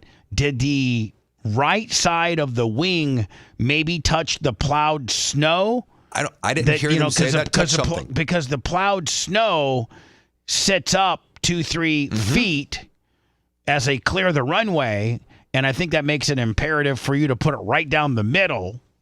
And so this is right at potential point of impact, and see if we can maybe see how this all went down. Right, so he hits it, but to me it looks like the rear gear may have failed because it looks like he bellies it, does it not? Oh yeah, he comes down pretty hard right there, doesn't he? That's not like a soft landing. But okay, hold on. To me, it looks like the right rear retractable landing gear failed, which caused, this is just my opinion, and again, I get NTSB and all the Canadian people, they're all going to be able to analyze as to what really happened, and maybe there are preliminary reports about it, but to me, just, this is the first time I've seen it visually, it looks like maybe potentially a right rear landing gear malfunction, which caused the plane to go abruptly to one side, and then the wing might have hit a snow drift, and which then caught the wing and flipped it. Here we go. Oh, fuck. Oh, fuck. Oh, no. And here's the other thing. Thank God it might have been snow, because it, as you can see, it starts like what looks to be initially a fire, and maybe the fire is extinguished by the snow. Because if you go back just a few seconds here, where it looks like there is a fire, like at its, let me see here, right where the fire first, that's a pretty big fireball. Right here. Boom, it hits. Now, the wing, and on aircraft, most people may or may not know, I'm sure Seth knows, but the fuel for almost every aircraft, the main fuel tanks are in the wings. So, when a wing takes an abrupt hit or something like that, usually that causes the fuel inside the wing to ignite or explode. And it looks like that might be the case here. Look, boom, boom. The right wing is now probably off or dragging. Certainly ripped it apart where the fuel is exposed. Now, that looks to be like a pretty major fire right there. Oh, fuck. Oh, no. But it looks like the snow, which is obviously frozen water, extinguishes it. Bubba figured it all out. I like he backfilled snow. Have you seen this? Hold on. Oh my God. That must have been so frightening. Oh my God. So could you imagine you're almost there, you're landing, and then you're like, okay, cool. That would be insane. And so, because here's the deal: we've all flown, and when you're, someone's grabbing some ass here. When you touch, they are. When you touch down, you're assuming we're good. For sure. Like this flight is over. They just got to stop it, turn this bitch over to the tarmac, get it over to the gate, and we good. That's what you're thinking. The most crucial. There's the most crucial part of an airline of an airplane is within the first 5 seconds of when it first rotates and gets off the ground. There's actually about 4 or 5 seconds where it's building forward airspeed, and it's called the blue line. It takes about 4 or 5 seconds for an airline to get above a blue line. After blue line, it can fly on one engine. So as you first take off, there's about 3, 4, 5 seconds it takes to get above a blue line. That's the most crucial part of airline travel. Now, this is after the plane is upside down. Yes. And people are trying to get out. Now, they're saying, don't grab anything. But Lummy, my butt pillow is in my backpack everywhere I go, and I can't sleep without it. Nope. So, I'm at least grabbing my backpack. You're in the overhead compartment? Yeah, even if they're saying, sir, don't just get... I'm like, I got to get my backpack. That's not happening. Drop it. Seth's already gone. Drop it. Right, you're already out, Seth. Here's the way I feel. I don't care about anything at that point. I almost died. Seth just dove into. Actually, Seth dove out of the into a snowbank. Exactly. Seth is first out.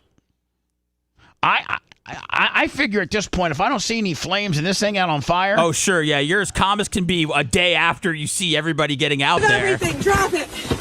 Come on. First of all, I would be laying down as if I was paralyzed, and I would say, I cannot move. I'm paralyzed. Call Bayflight and my lawyer.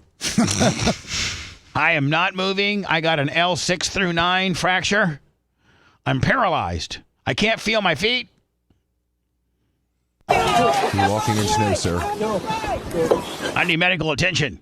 As long as the plane's not on fire. I'm just Look how deep the snow is. That's what I noticed with the rescue. Is that still the runway? Yeah. Because when what you're saying no, seems I think pretty accurate. that's actually off the runway. Because it seems really Holy thick. fuck. Oh, shit. Hold on. Oh, shoot. Oh, Jesus. Look at all that liquid. Is that fuel? I got it. Or just snow, melted snow? And now you're like, hey, fireman, you're getting me wet over here. Bitch. It's cold. Got my new kicks on. Holy. Oh my fucking God. God, Jesus, you potty mouth. Canadian. Yo, I was just on this fucking plane. Jesus, God, shut up. You dirty. Oh my you. Do you know how surreal it would be if you're one of the 80 survivors and you get out and you turn around and that's what you're getting out of? Oh my God! 9 out of 10 times that fuselage is exploding and you're done. Yeah, exactly. I got to think right now when I watch the other one that the snow helped extinguish the flames. Otherwise, this would be on fire. Yo, I was just on this fucking plane. Holy fuck. These little kids. Everything, drop it. That guy's a Johnny Potty mouth.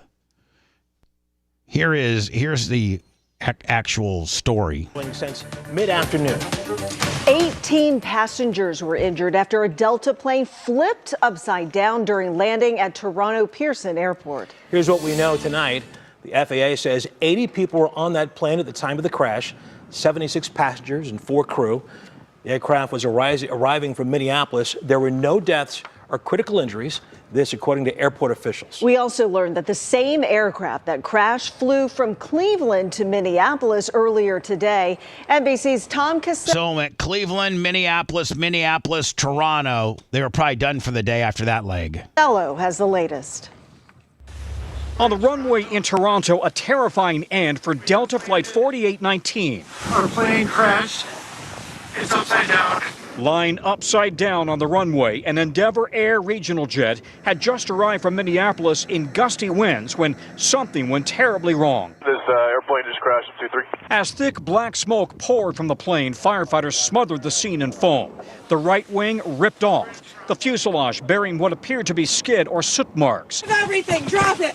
All 80 people on board managed to escape through the emergency exits. I was walking to this fence and I could see a CRJ that is possibly crashed on the airport. The airplane is flipped. 18 people injured and transported to area hospitals, including 2 airlifted to trauma centers. 1 child rushed to Children's Hospital in Toronto. I've seen a few people on stretchers that we have transported. I have seen one person with a sling on their arm, and I've seen others that are just potentially exposure type injuries because it is very cold here. The plane, Here you go. Maybe it'll give us the gimmick. RDA CRJ 900 regional jet made. Which, by the way, I've flown on those probably 50 times, going to Fort Wayne to Cincinnati or just region, even Tampa to Miami, or Miami to the Bahamas, or Tampa to Jacksonville. Canada is a workhorse for short-haul flights worldwide. Oh, yeah. I mean, they use the hell out of these things. At the time of the crash, it was 18 degrees with 20 to 30 mile per hour winds and strong crosswinds. Maybe they're going to give us the... The question for investigators, how and why did the plane lose at least one, maybe both wings on landing, then flip over, causing jet fuel to spill onto the runway? I think it's possible the wing may have... So now they're showing here, Lummy, as if it didn't go off into a snowbank. No. It stayed down the middle of the runway. It didn't look that way. Causing jet fuel to spill onto the runway. I think it's possible the wing may have touched the runway due to a gust. And They had what's called a wing strike, which is... Good luck. Well, usually you don't flip over from it, but usually you got about $50,000 of wing damage. if that's the case, then the rest of this makes sense. But the recorders are going to show that. In a statement, Delta says our primary focus is taking care of those impacted. The flight was carrying a total of 80 people, 76 passengers, and 4 crew. The investigation now will be led by the Canadian Transportation Safety Board, with both the U.S. FAA and NTSB assisting. And that was NBC's Tom Costello reporting. Now, to reiterate, that same aircraft left Cleveland at about 8 o'clock this morning for Minneapolis. So far, there is no indication that any passengers on that flight were also on the Minneapolis flight to Toronto. I think you're right about the snow. I think for sure, because with all that jet fuel. I mean, how can something be so flashy and explosive at 1 minute, 1 second, and then the next second, it's out? Because it's like skidding into fresh snow. You know, the whole time is fresh snow until it stops. I know that you've probably snowboarded or snow skied, so you know that snow basically is just frozen water. For sure. So, I Responded. Hey, Eric. Yeah, Charlie, a very dramatic and compelling picture. You see that passenger jet flipped over on its back. And it could have been so much worse tonight. The Delta connection crash. Thank God they landed in snow, and maybe snow helped save them all. Toronto's Pearson International Airport ended with the belly of that plane, as you can see. Man, that's probably facing up on the That's probably $125 million jet. And Jay, you may or may not know. Can they get in? Can airlines, are they self-insured? Yes. Or like they can't get insurance on this plane? I don't think. I don't know if they have insurance for the property damage. They may. They probably do. But I'm talking about like for the plane.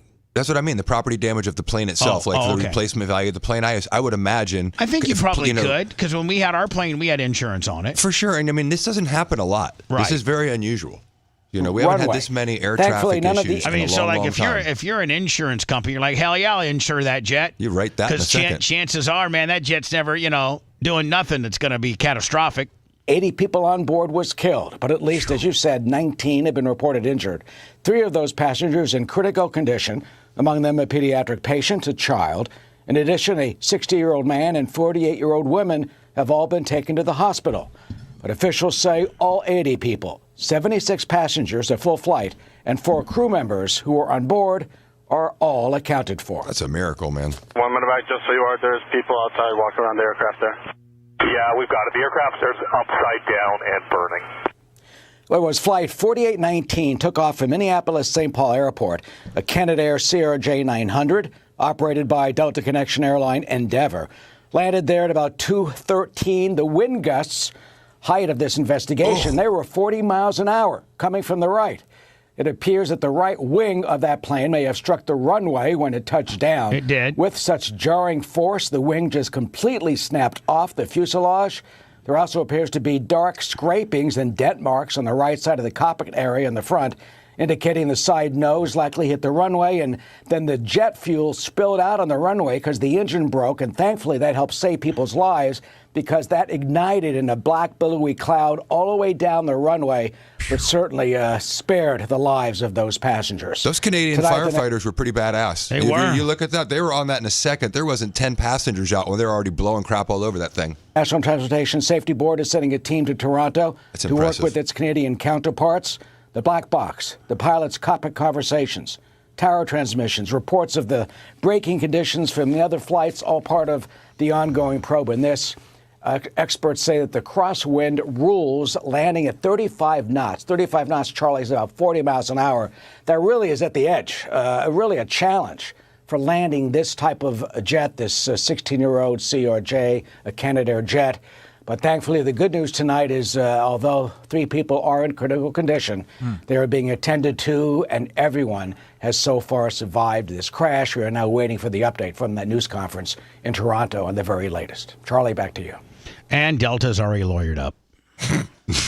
Delta Airlines confirms no fatalities after airplane crash.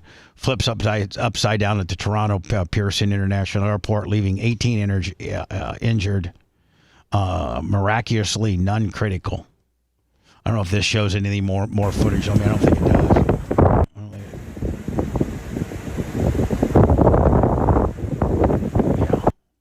You think maybe we should stop messing with Canada since they have, they could just shoot water on us if things get tough? Yeah, I mean, tariff gets too high, they'll just, make sure every plane crashes. Yeah. They're putting water on the runway, so we have ice slick, and they can't stop in the whole 9 yards. Never know. 2 women shot after fight near the Eagles Super Bowl parade. 1 man charged. Man, can't you have a Super Bowl parade without shooting somebody? Not in Philadelphia. Not in Philly. Not in Philly, you can't. That's why I'm not a Philly fan, even though I was born there. I lived there. I lived there for 9 months. It was the most miserable 9 months of my life. That's horrible. Oh, it was horrible. Eagles fans are just so rough and tough and unnecessarily confrontational. Yeah, they have their. I think Philly happens to be one of the very few places that have a drunk tank and a magistrate at the game. Did you know that, Jay? They have they have drunk court. They do. They have drunk court where they will prosecute you and put you in the drunk tank, and there's a judge right there to bring at the stadium. I'd love to see you preside over that court. Yeah. That would be the best. Lummy, we are getting these reports, and I guess there's a documentary about how the Dream Team of 92, which is considered, the greatest team of all time ever assembled? Yes. They actually got beat. In a practice with a bunch of college kids. Yes. And it's now a documentary? Yes, it's out. I believe it came out last weekend. I think it's on HBO. Yeah, I think it's on Max. HBO. I'm gonna dive into that a little bit next. If you liked that segment, then you'll definitely like the new redesigned BubbaArmyHQ.com. We'll be back to the Bubba the Love Sponge show after this.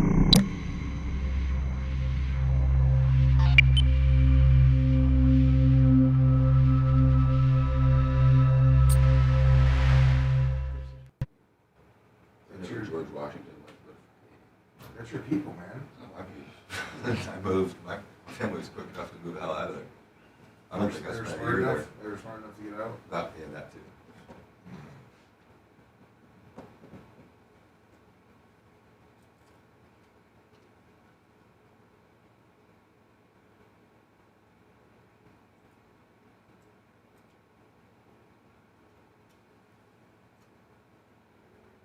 Good morning.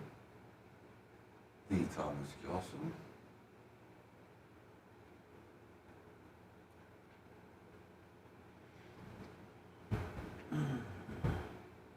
Give us a thumbs up. We got like 1,300 watching, but only like 500 thumbs on YouTube. Can you thumb us, please? Thank you. Appreciate you. Got 542. Highway 73, Double X Gaming.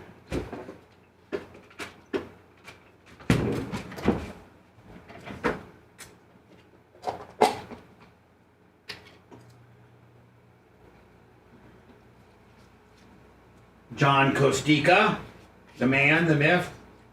Thank you, John Kostika. John Kostika, what up? And I think Indiana's got brutal weather right now. A lot of snow. LXL, 2 towers. What's everybody doing? I'll tell you about it right now. Hold on. What's up, Tampa Terry? I'll tell you about it right now, lover. In a second. So I know it's going to rain for us tomorrow. John Kostika, it's 4 degrees. Oh, nice. High today 16, low tonight 1. I could never do that. And it's 4 Right now.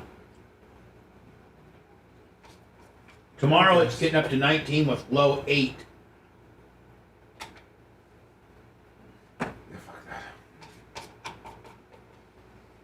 I couldn't do it. I just stay inside and be depressed. Yeah, I could never make it. You draw. I just Seattle, Pittsburgh, anything like that. I'd be nice.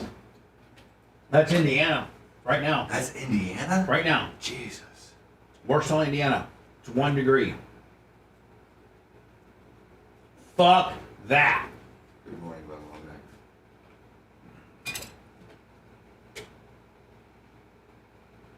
Negative 18 in Minnesota. What up, retarded? Holy crap. What's up, retarded? What's up, really Johnny? nice Johnny here. K? It's beautiful. Big here. Buck, how we doing on my travel? For next weekend, lover.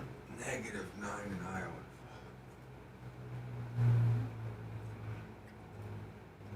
Did you get rainy? Yes. 25. Rainy. Try a little earlier. We're doing a firm picture temperature. That's why we were both in suits.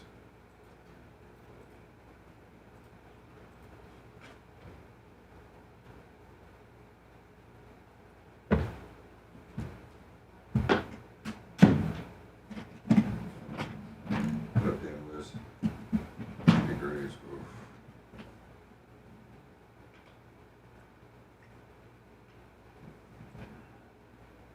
They don't be about.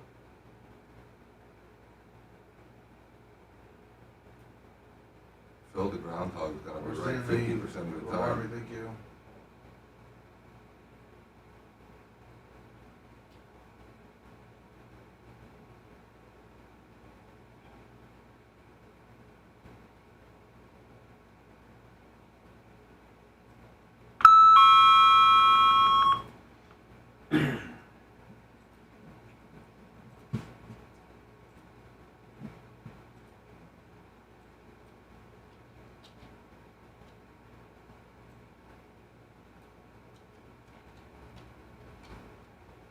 Hey, Mitch, how you doing, buddy?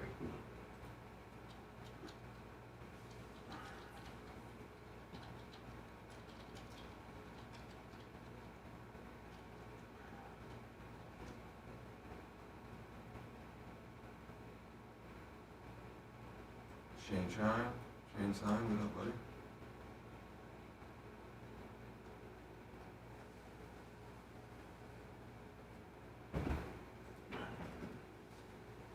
Yeah, everyone.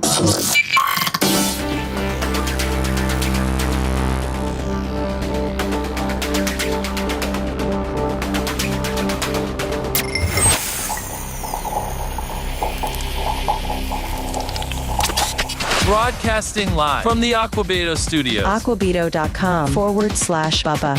It's the Bubba the Love Sponge show. You think we could get like another 250 thumbs up on the YouTube, Lummy? I mean, we got almost 1,300 people watching. We're at 542. That means there's, 700 or so that are just sitting there watching, sucking up all of our bandwidth and our entertainment, not giving us nothing back. If you're on YouTube now, man, give us a thumbs up if you could. It really helps the algorithm and doesn't cost you nothing. It's up a click, little lazy bastard. Sorry. 813-90-BUBBA if you'd like to call in. This is what we were talking about earlier, and I never. Oh, what was that? Strict list. I don't know where that's coming from. I gotta see where that's coming from. Let me see here. Whew, there it is. Oh. San Diego migrant shelter closes after no new arrivals since Trump took office. Over 100 employees laid off. The Jewish Family Service of San Diego says it's received 0 new migrants since Donald Trump took over, and they had to shut down a CBP one phone app after he was inaugurated. So, is this the guy here that's talking the nonsense? And it's 9 minutes. I don't have time to deal with it. No. Plus, he interrupted me. I never knew. And Seth, you're obviously a sports fan. Lummy, you are as well. Yes. I never knew about this. They really kept this under wraps. For real. There was always like a little bit of scuttlebutt, I remember, but I never believed it because the Dream Team was just so good. Were the college players people we would recognize now? Everybody. Chris Webber, Jamal Mashburn, they had Anthony Hardaway. Lummy, who was Shaq there? I don't believe Shaq was there. They did not show him, but there's a documentary now that's being, distributed on HBO that talks about We Beat the Dream Team, the official trailer for HBO. The International Basketball Federation voted to allow professional basketball players to compete in future Olympic Games and World Championships. You're thinking, man, like, these guys, took our opportunity. Grant Hill, right? Mm-hmm. It was time. Clyde Drexler, Michael Jordan. Like, you want to be on a practice squad, and you're talking to college All-American. Jamal, guy from Michigan, right? Chris Webber. Bobby Hurley. Yeah. Americans and potential pros, all 8. So, Lummy, go through all these guys. This guy. I'm not sure on him. I'm not sure on 11. I know Grant Hill. Who's this guy? Grant Hill. Okay. Who's this guy? I think it's Seth, Steve, if you know too, bring it in. Steve Smith. Okay. Bobby Hurley. Jamal Mashburn. I think that's Eric Montrose. Yeah. Eric Montrose, okay. And Chris Webber and Anthony Hardaway. Okay. That's a pretty stout team. Look how young Anthony Hardaway is. Yeah. Number 6. He looks like a baby. That's a pretty stout team, man. The only person we really don't know is this guy. Stout team. They're going up against Jordan, Bird, Magic. know. But I mean, it's a practice game. I know. You know Bird and Jordan were probably out, And here's the deal, man. Tossing them back. Here's the deal. You don't even really know how hard the boys were even trying. You know what I'm saying? They're like, man, I'm sure they addressed that in the trailer, but I like how they're kind of framing it as you stole our spot, so we're going to beat you in a game that doesn't mean anything. Right. They beat them probably one game out of 50, and they're making a big deal about it. And it could have been like, the boys didn't even care. Larry and Michael got drunk the night before. Exactly. 8 of us on that team. We're not practice players. I just remember getting off the plane. I saw a sign with my name, and I walked to the car, and Larry Bird's sitting in there. And I'm like, hell nah. And then we get out, and he's like, yeah, you better get some sleep because we're going to bust your ass tomorrow.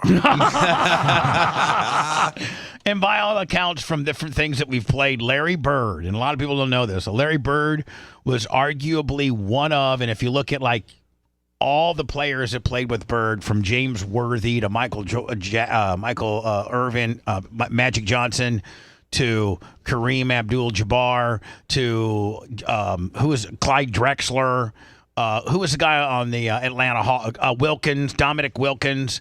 They all say that Bird, by far, talked the most crap of any ball player they've ever played with. And the bad thing about it is he would tell you where he was going to shoot the ball.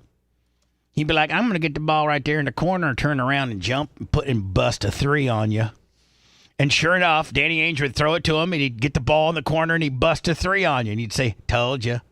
One time he got mad at Chuck Daly because Chuck Daly didn't have a black guy to put on him, and he put a white guy on him, and Larry Bird goes, you're insulting me. Yeah.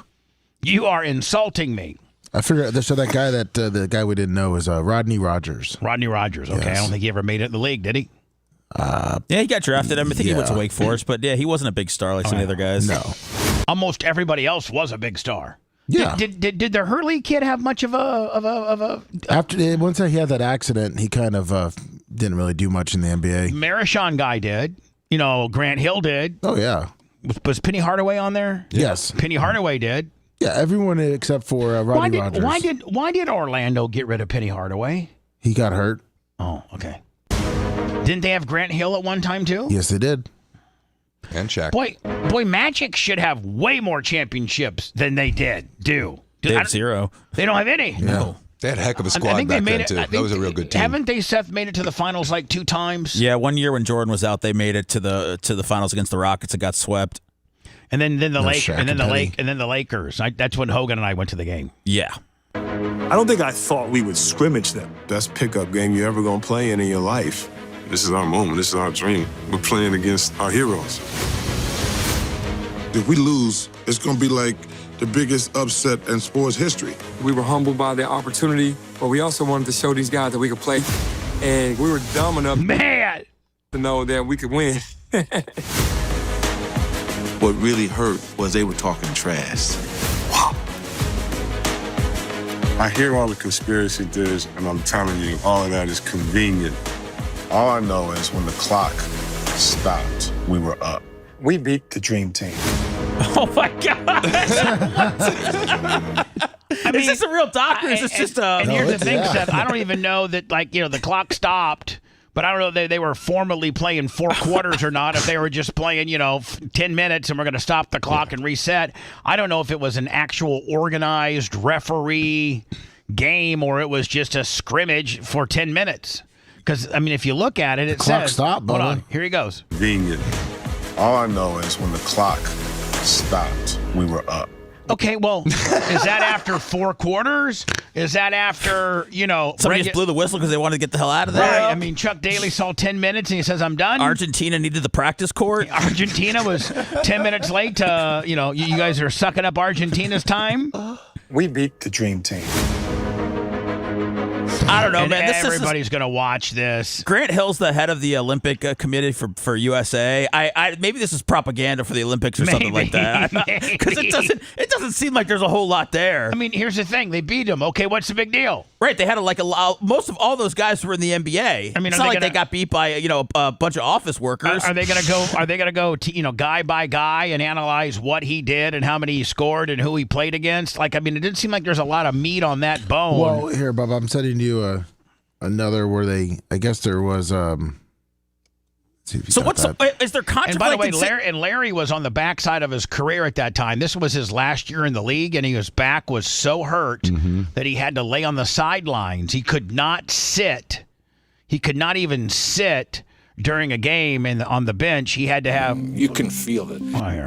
He had to lay down, and the reason why he got hurt is because he was shoveling gravel at his mom's house in West Baton, Indiana, because he refused to pay somebody $500 to lay the gravel for him. Because Larry's the cheapest human being known to man. Larry was so cheap that rather than to keep 2 households of furniture, one in Boston and one in French Lick, that he used to pay me and Jeff Bird. This is how I got to know Larry. What? During our spring break at Indiana State, we would fly to Boston, stay 3 or 4 days, go to a couple games, go to a couple practices. They practiced at Boston University. Hang out with Larry. And then on Thursday or Friday before our spring break was about, we took all of his furniture out of his house except for his bed and his kitchenette set. We took the couch. We took the spare bedroom beds. We took all the everything and took a Ryder truck across Pennsylvania, across Ohio, and placed it in his house in Indiana because he didn't want to buy 2 sets of furniture. Yeah, did that for 2 spring breaks. Jeez. That's how I got to know Larry. That's how cheap Larry is.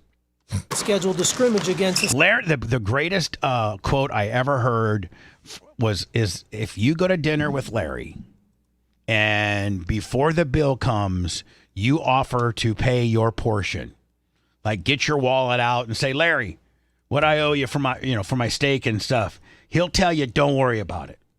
But if you don't grab for your wallet, we were college kids. We didn't have enough money to pay for the steak we're eating. But this comes from his brother. You got to make that. You got to grab that wallet and you got to ask Larry how much you owe him. He'll tell you nothing. But if you do not make that, if you do not grab that, he would excuse himself and go to the bathroom and walk out and put the entire bill on you. Oh, man. That's what he did. That's what he did. If he thought you were there to get a free steak, he'd make you pay for it all. If during the duration of after it's done and you're eating your dessert, you're wrapping up and you physically grab your wallet and say, Larry, how much owe you? $20, $25, what I got? Don't worry about it. And then he'd pick up your tab. But if you didn't offer, you got stuck with it all. One time, a friend of ours who didn't know he owned a Z-Bart Remember Z-Bart? Let me there. If you're from up north, you know what Z-Bart is, and they would undercoat your car before the factory did it. The factory just started doing it, maybe 15, 20 years ago. But they would undercoat your car with this rubber coating so it wouldn't rust out. And he was a client of the radio station, and he somehow got invited to this Larry Bird dinner.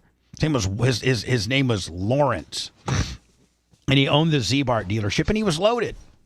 And so throughout the night, Tony Clark, me, Jeff, and Eddie Bird, we all say, Larry, what do we owe you? Nothing. But the guy from Z-Bart didn't do it. He didn't even he wasn't in on the Iggy. So who's supposed to know about Larry Bird's dinner games? Well, you're supposed to know. You're supposed to know, man. So the guy, it was like literally, now this isn't back in like 1985, where $150 is a lot of money for dinner. Was he in the NBA at this point? Yes, he was a two-time All-Star. What the hell, dude? 1986. I think he might have won the championship. And we were at his steakhouse, Larry Bird's Boston Connection. So you're at his steakhouse. Yes. He's in the NBA, and you're in college. Yeah. And he just moved all his furniture. Yeah. Okay. But I knew the Iggy. Jeff told me, because Jeff, his brother, was my roommate. He said, Thick, I'm telling you right now, make sure you offer to pay your own way, or it's going to be bad. Just follow my lead. So Jeff gets his wallet out and says, Larry, what I owe you? He actually called Larry Ruthie because that's his nickname. Ruthie, what I owe you? Nothing. So I go, Larry, what I owe you? I had some ribs. Nothing. Well, the guy from the Z-Bart place didn't quite get the Iggy, so we all walk out. Larry gets to the waitress and says, that guy right down there is paying for the entire bill. And he got stuck with a $1.50 bill because he didn't offer. That's all right. I got to do words so I don't get too far behind. We'll pick this back up on the backside, okay? Sounds good. If you want a deep dive into the Bubba the Love Sponge show from the past, go to BubbaArmyHQ.com. We'll be back after these words.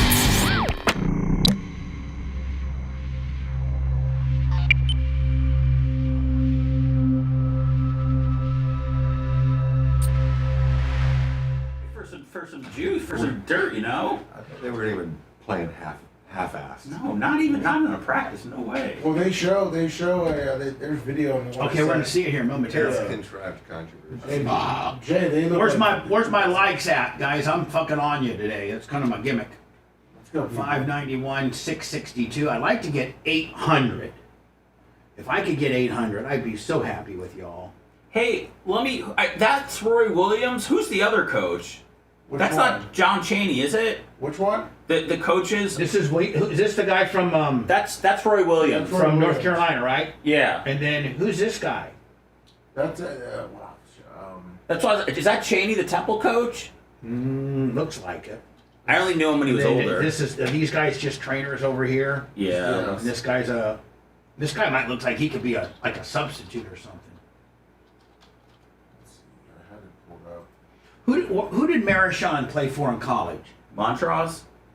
Was it? Eric Montrose? This guy right here. Yeah, Montrose, North Carolina. Said that was George Raveling. So you had Bobby Hurley at Duke? Yep. Right, and then this guy, who's this guy? Allen Houston. He went to Tennessee. Tennessee. Oh, that was Allen Houston. Okay. Yeah, that was right. Grant Hill.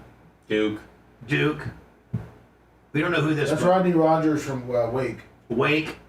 Memphis. Michigan. North Carolina. Kentucky. Whew! There's some good programs represented there, isn't there? Actually, back in the 90s. Who's the best program going on right now? Duke. I think Auburn's number one, but UConn is right up there. Yeah. Is Indiana very good? I don't know. I don't really pay attention until the conference championship. The SEC is stacked this year. Yeah, because wasn't Alabama Auburn played Alabama and they were both in the top 5, weren't they? Yeah, and you have Tennessee, Florida's good. in the top 10. Yeah, Florida's good. Warsaw girls basketball beat South Bend Riley, who was 28-1, beat them by 20 for the regional championship. The SEC men's basketball looks like football. You got number 1, 2, 4, 6, 7, 15, 17, 21, 24. So they got 9 teams ranked in the top 25. When can I start taking Social Security? 55, right? Or no? I think it's 62. Oh. I'm out. Michael Jordan turned 62 yesterday. He did? Yeah.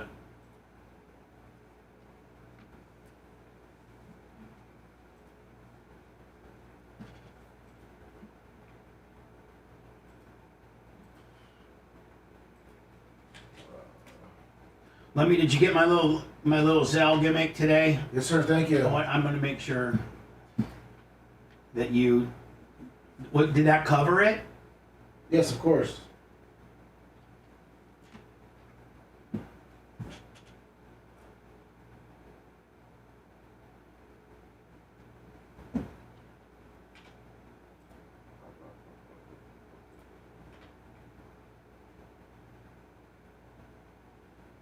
Send me that, Skag Willie. It's on your way. It's on its way. Thank you. Minutes. Thank you, my little lover. Much is on it. I'm trying to. Are you taking out much? Yeah, you would. I'm taking entire much. Doesn't see on my computer.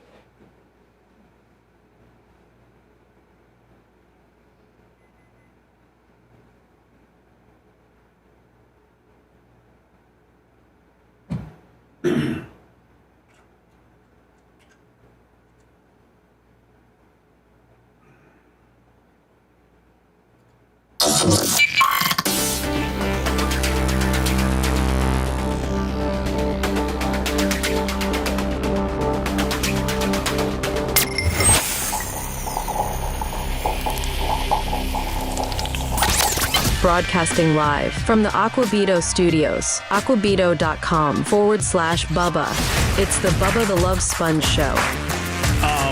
My Thumb It Up Lummy, which just kind of developed into a Bubba hotspot today. It's become consumed by it. Jay with his badass suit on. Feel kind of bad that he's only going to... That he got clowned with his badass pimp button suit, and he probably won't ever wear it. I will too. It didn't. Probably not. Do you think one comment from Candle about that is going to make a difference? Honestly, it's not. I like it. I like it. And I would be honest with you if I didn't like it. I like it. I thought it made me feel like I was dressed up a little bit more than a normal suit. 676 on the Thumb Up Lummy. I'm looking for 800 today. Yeah.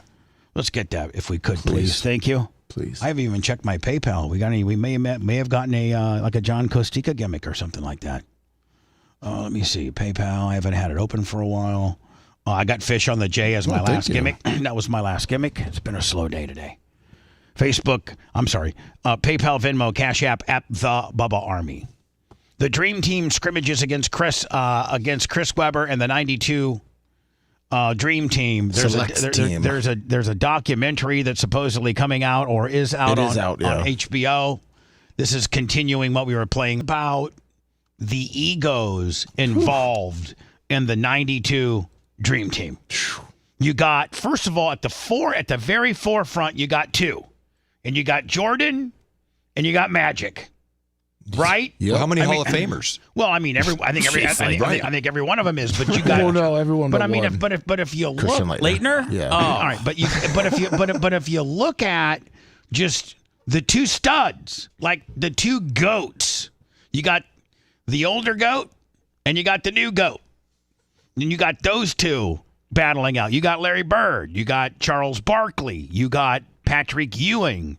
You have Dominique Wilkins. No, he wasn't on the team. He wasn't? No, you got Chris Mullen. Team. Yep. I mean, but just the two and Magic and Michael. My Lord, I don't know that there'll ever be that type of greatness assembled again. We had some good stuff this past Olympics with Curry, Durant, and LeBron. Yeah, I mean Curry and LeBron's very, very strong. Nothing's going to beat anything that Michael Jordan's in. But I mean even Mike Krzyzewski when he took over as the coach of Team USA, he talked about being nervous about having to go up to Kobe Bryant and tell him to stop taking bad shots. Right. So Yeah. I could say Chuck Daly doesn't seem like he was worried about one damn thing with Chuck these guys. Didn't care. But, Chuck didn't care. I think Chuck was drunk and he said, "You guys just whatever." Michael and Magic, go ahead and do what you got to do. Coach him up. That's tough though because you're putting guys on the bench that have never been on the bench in their life. So I mean it's all for the greater good, but it's still not the easiest gig. I've watched a few things, and that's when Michael and Magic, within the first couple practices, Michael told Magic, "There's a new sheriff in town," and Larry and Magic just kind of took it. They're just like, "Yeah, what can we say? Young gun is all that and then some." And it was tough for Magic to digest. Gold medal? I don't know. I mean, I think maybe, I don't know. I'm really looking here. Yeah, I mean, I don't know where we're going here. Chris Webber was a man. I thought, boy, that's the guys come this league. I could get out of here. Larry's the best. He might be like the most honest guy ever. This guy is coming to the league. I got to get out of here. Listen, footage, man, they're killing them. Oh yeah, they're killing them. They look super fast. Chuck Daly said it though. He said this is somewhere between an all-star game and a scrimmage, and the players didn't know how to play. So just like Seth said, I mean, these guys aren't playing at 100%. They didn't beat them at their best game. Well, this might have been the first time they ever assembled as well. Really trying on that one. Look at that play. Listen to Larry. Larry's going to break it down. Listen. I noticed that Michael Jordan's not playing. Look at Larry's in the background. Larry's in the background, and Jordan's on the bench. Yeah.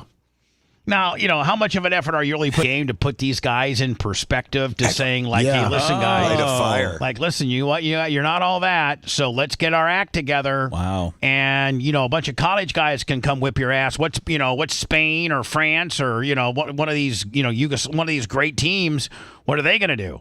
So, I mean, you got Mike Krzyzewski, who is, a very credible source and was an assistant coach, saying that Daly threw the game. Look, and you see, he's even laughing like they couldn't stop it because Chuck had, Well, these guys are. I mean, I get the documentary now is that these guys feel like they really beat him, and the other side saying we didn't. We right. weren't Well, trying to lose on purpose. This video that we're watching here is from 2017, so it's not part of the documentary. There are kids who believe in Santa Claus too, and see, Krzyzewski's saying you can believe in Santa Claus too, but these guys didn't really beat him. the Easter Bunny, and they ran through everybody. Oh, yeah. Mm-hmm. They ran. I think their average win was plus 20. Yeah, their first game was 32 points. So yeah, the first game was 1-6. What better coaching deal is to bring some pretty big college all-stars, whip your ass, practice one, and then it sets the tone for every practice thereafter and every game. You've been beat. You guys can get beat before I go into words. Let's see what the second game was. I'm sure they'll tell us. We showed them why we are who we are. We pretty much beat them by 100.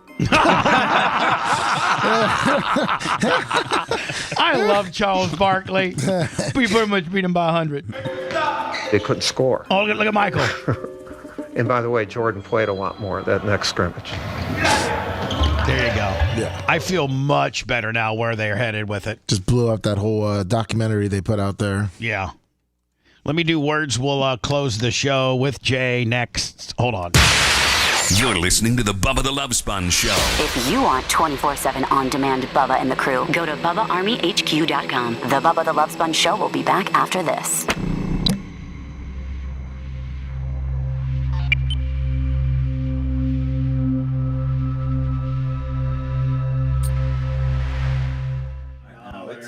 I now want to watch it just to see if they even mention the second game. Man, the thing that sucks is that nobody can talk to Chuck Daly. You know, my thing is like, why would Chuck Daly not want anybody to know? Like, if he wanted the team, I mean, I don't know. Maybe he didn't want them to get embarrassed more.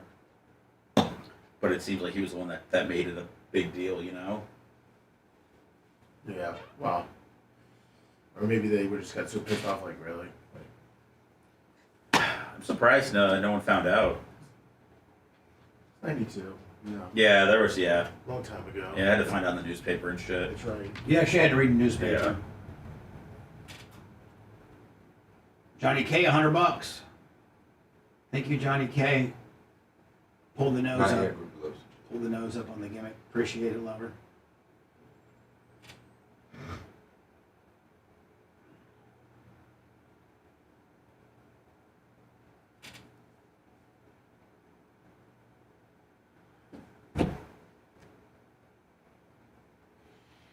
Thomas Gilson, Video Vulture, Thomas Cardona, Steve the Grumpy Old Man, Liz, hi Liz. Yeah, already 10 o'clock, can you believe it? We'll do a Clem Kush today about 10:30, 10:35. Then I gotta go see my good friend J.D. Acco in his $1 zillion suit. Actually going to the facility. Probably be in that downstairs conference room. For sure.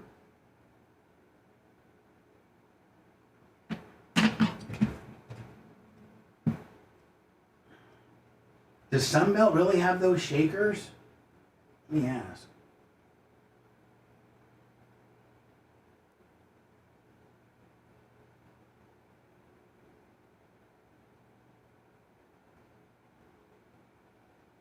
You're up to 708 thumbs up.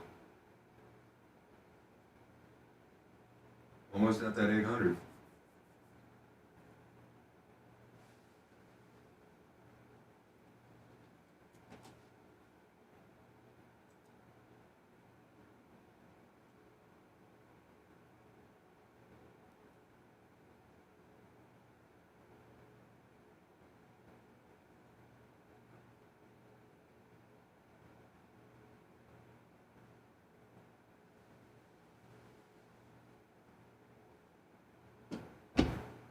I don't know if Sunbelt Rental has those or not. If they do, that's the answer to my fucking prayers.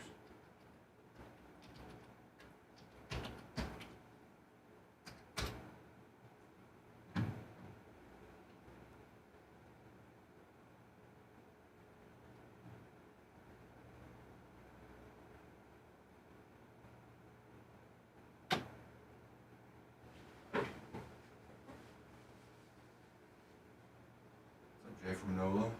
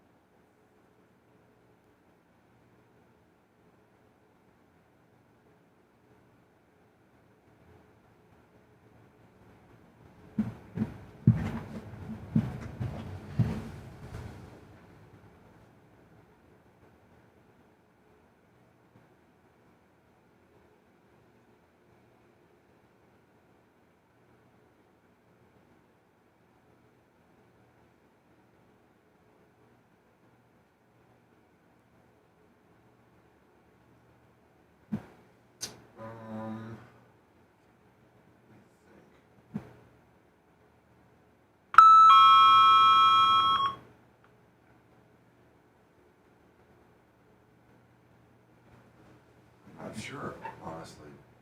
Steve, I think she graduated college from USF in like maybe 2002? I don't know. That's not one of the dates up there on my wife's date list. You know, if I'm good on the anniversary and the birthday, I'm doing pretty good.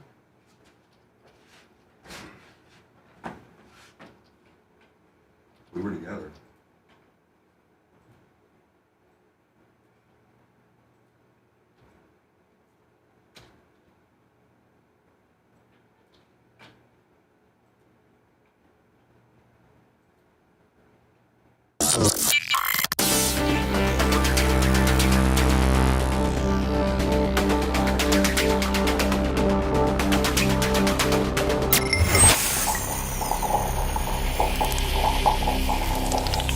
Broadcasting live from the Aquabito Studios. Aquabito.com/Bubba. It's the Bubba the Love Sponge Show. I got a all points bulletin from Buck to Big Red to Travis the Welder to Everybody's looking for me. I need more than anything one of those dirt separators.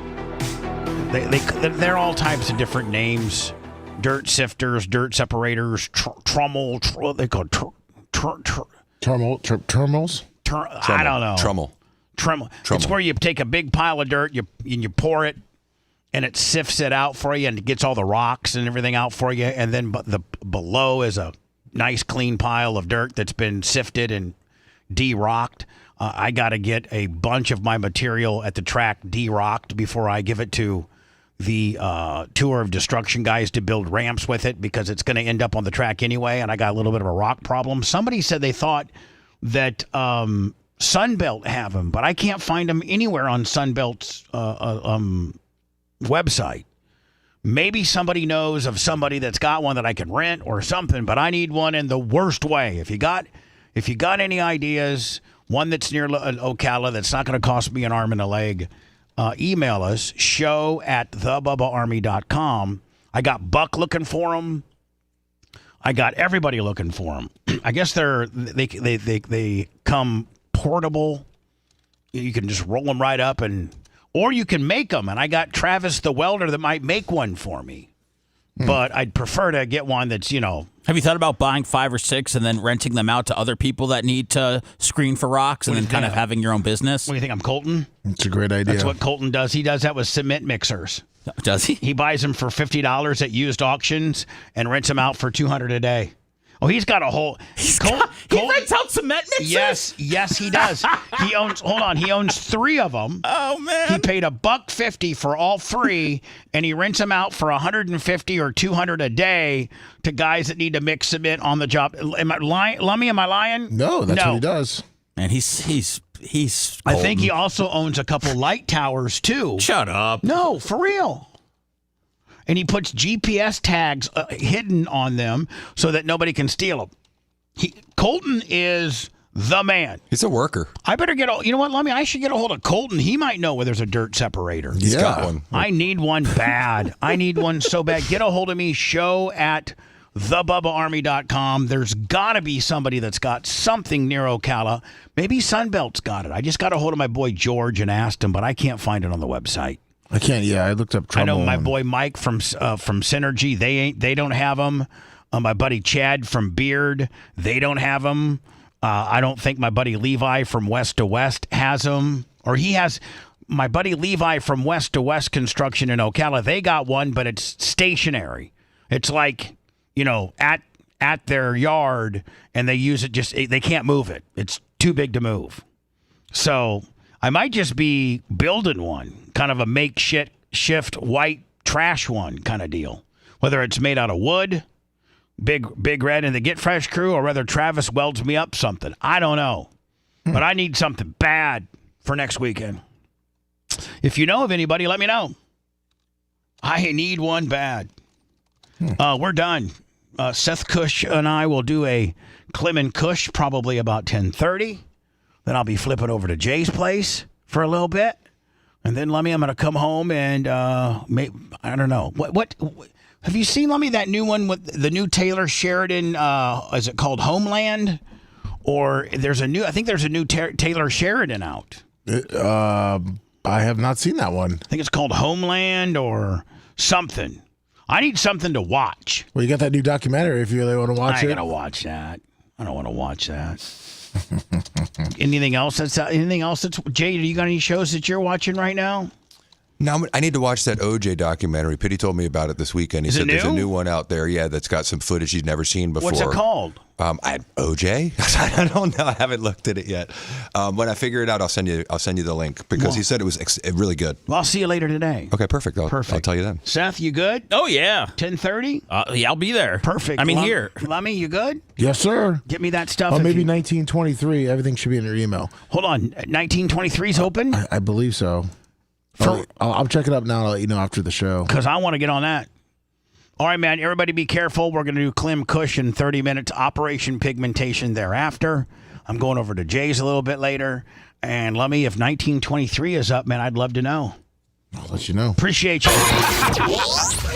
Thanks for letting me finish. You've been listening to the Bubba the Love Sponge Show, starring me, Bubba the Love Sponge, Co-host and show historian, Lummet. It's Seth, co-host and president of podcasting. It's Brian Matroni, king of counter programming. Rhett, the filthy ginger video editor. Yeah, back here wiring up. It's Mini Macho. The BRN agent, Thomas Buttoned Up B. Co-host Dr. Dan Diaco, Esquire of Council. Co-host J. Diaco, Esquire, the Spitting Cobra of Council. Now, time for the legal disclaimer. Exactly. The Bubba the Love Sponge Show is intended solely for the enjoyment of our listening audience. Any rebroadcast, retransmission, or other use of this show without express written consent of the Bubba Radio Network is prohibited. We must dissuade him of this delusion.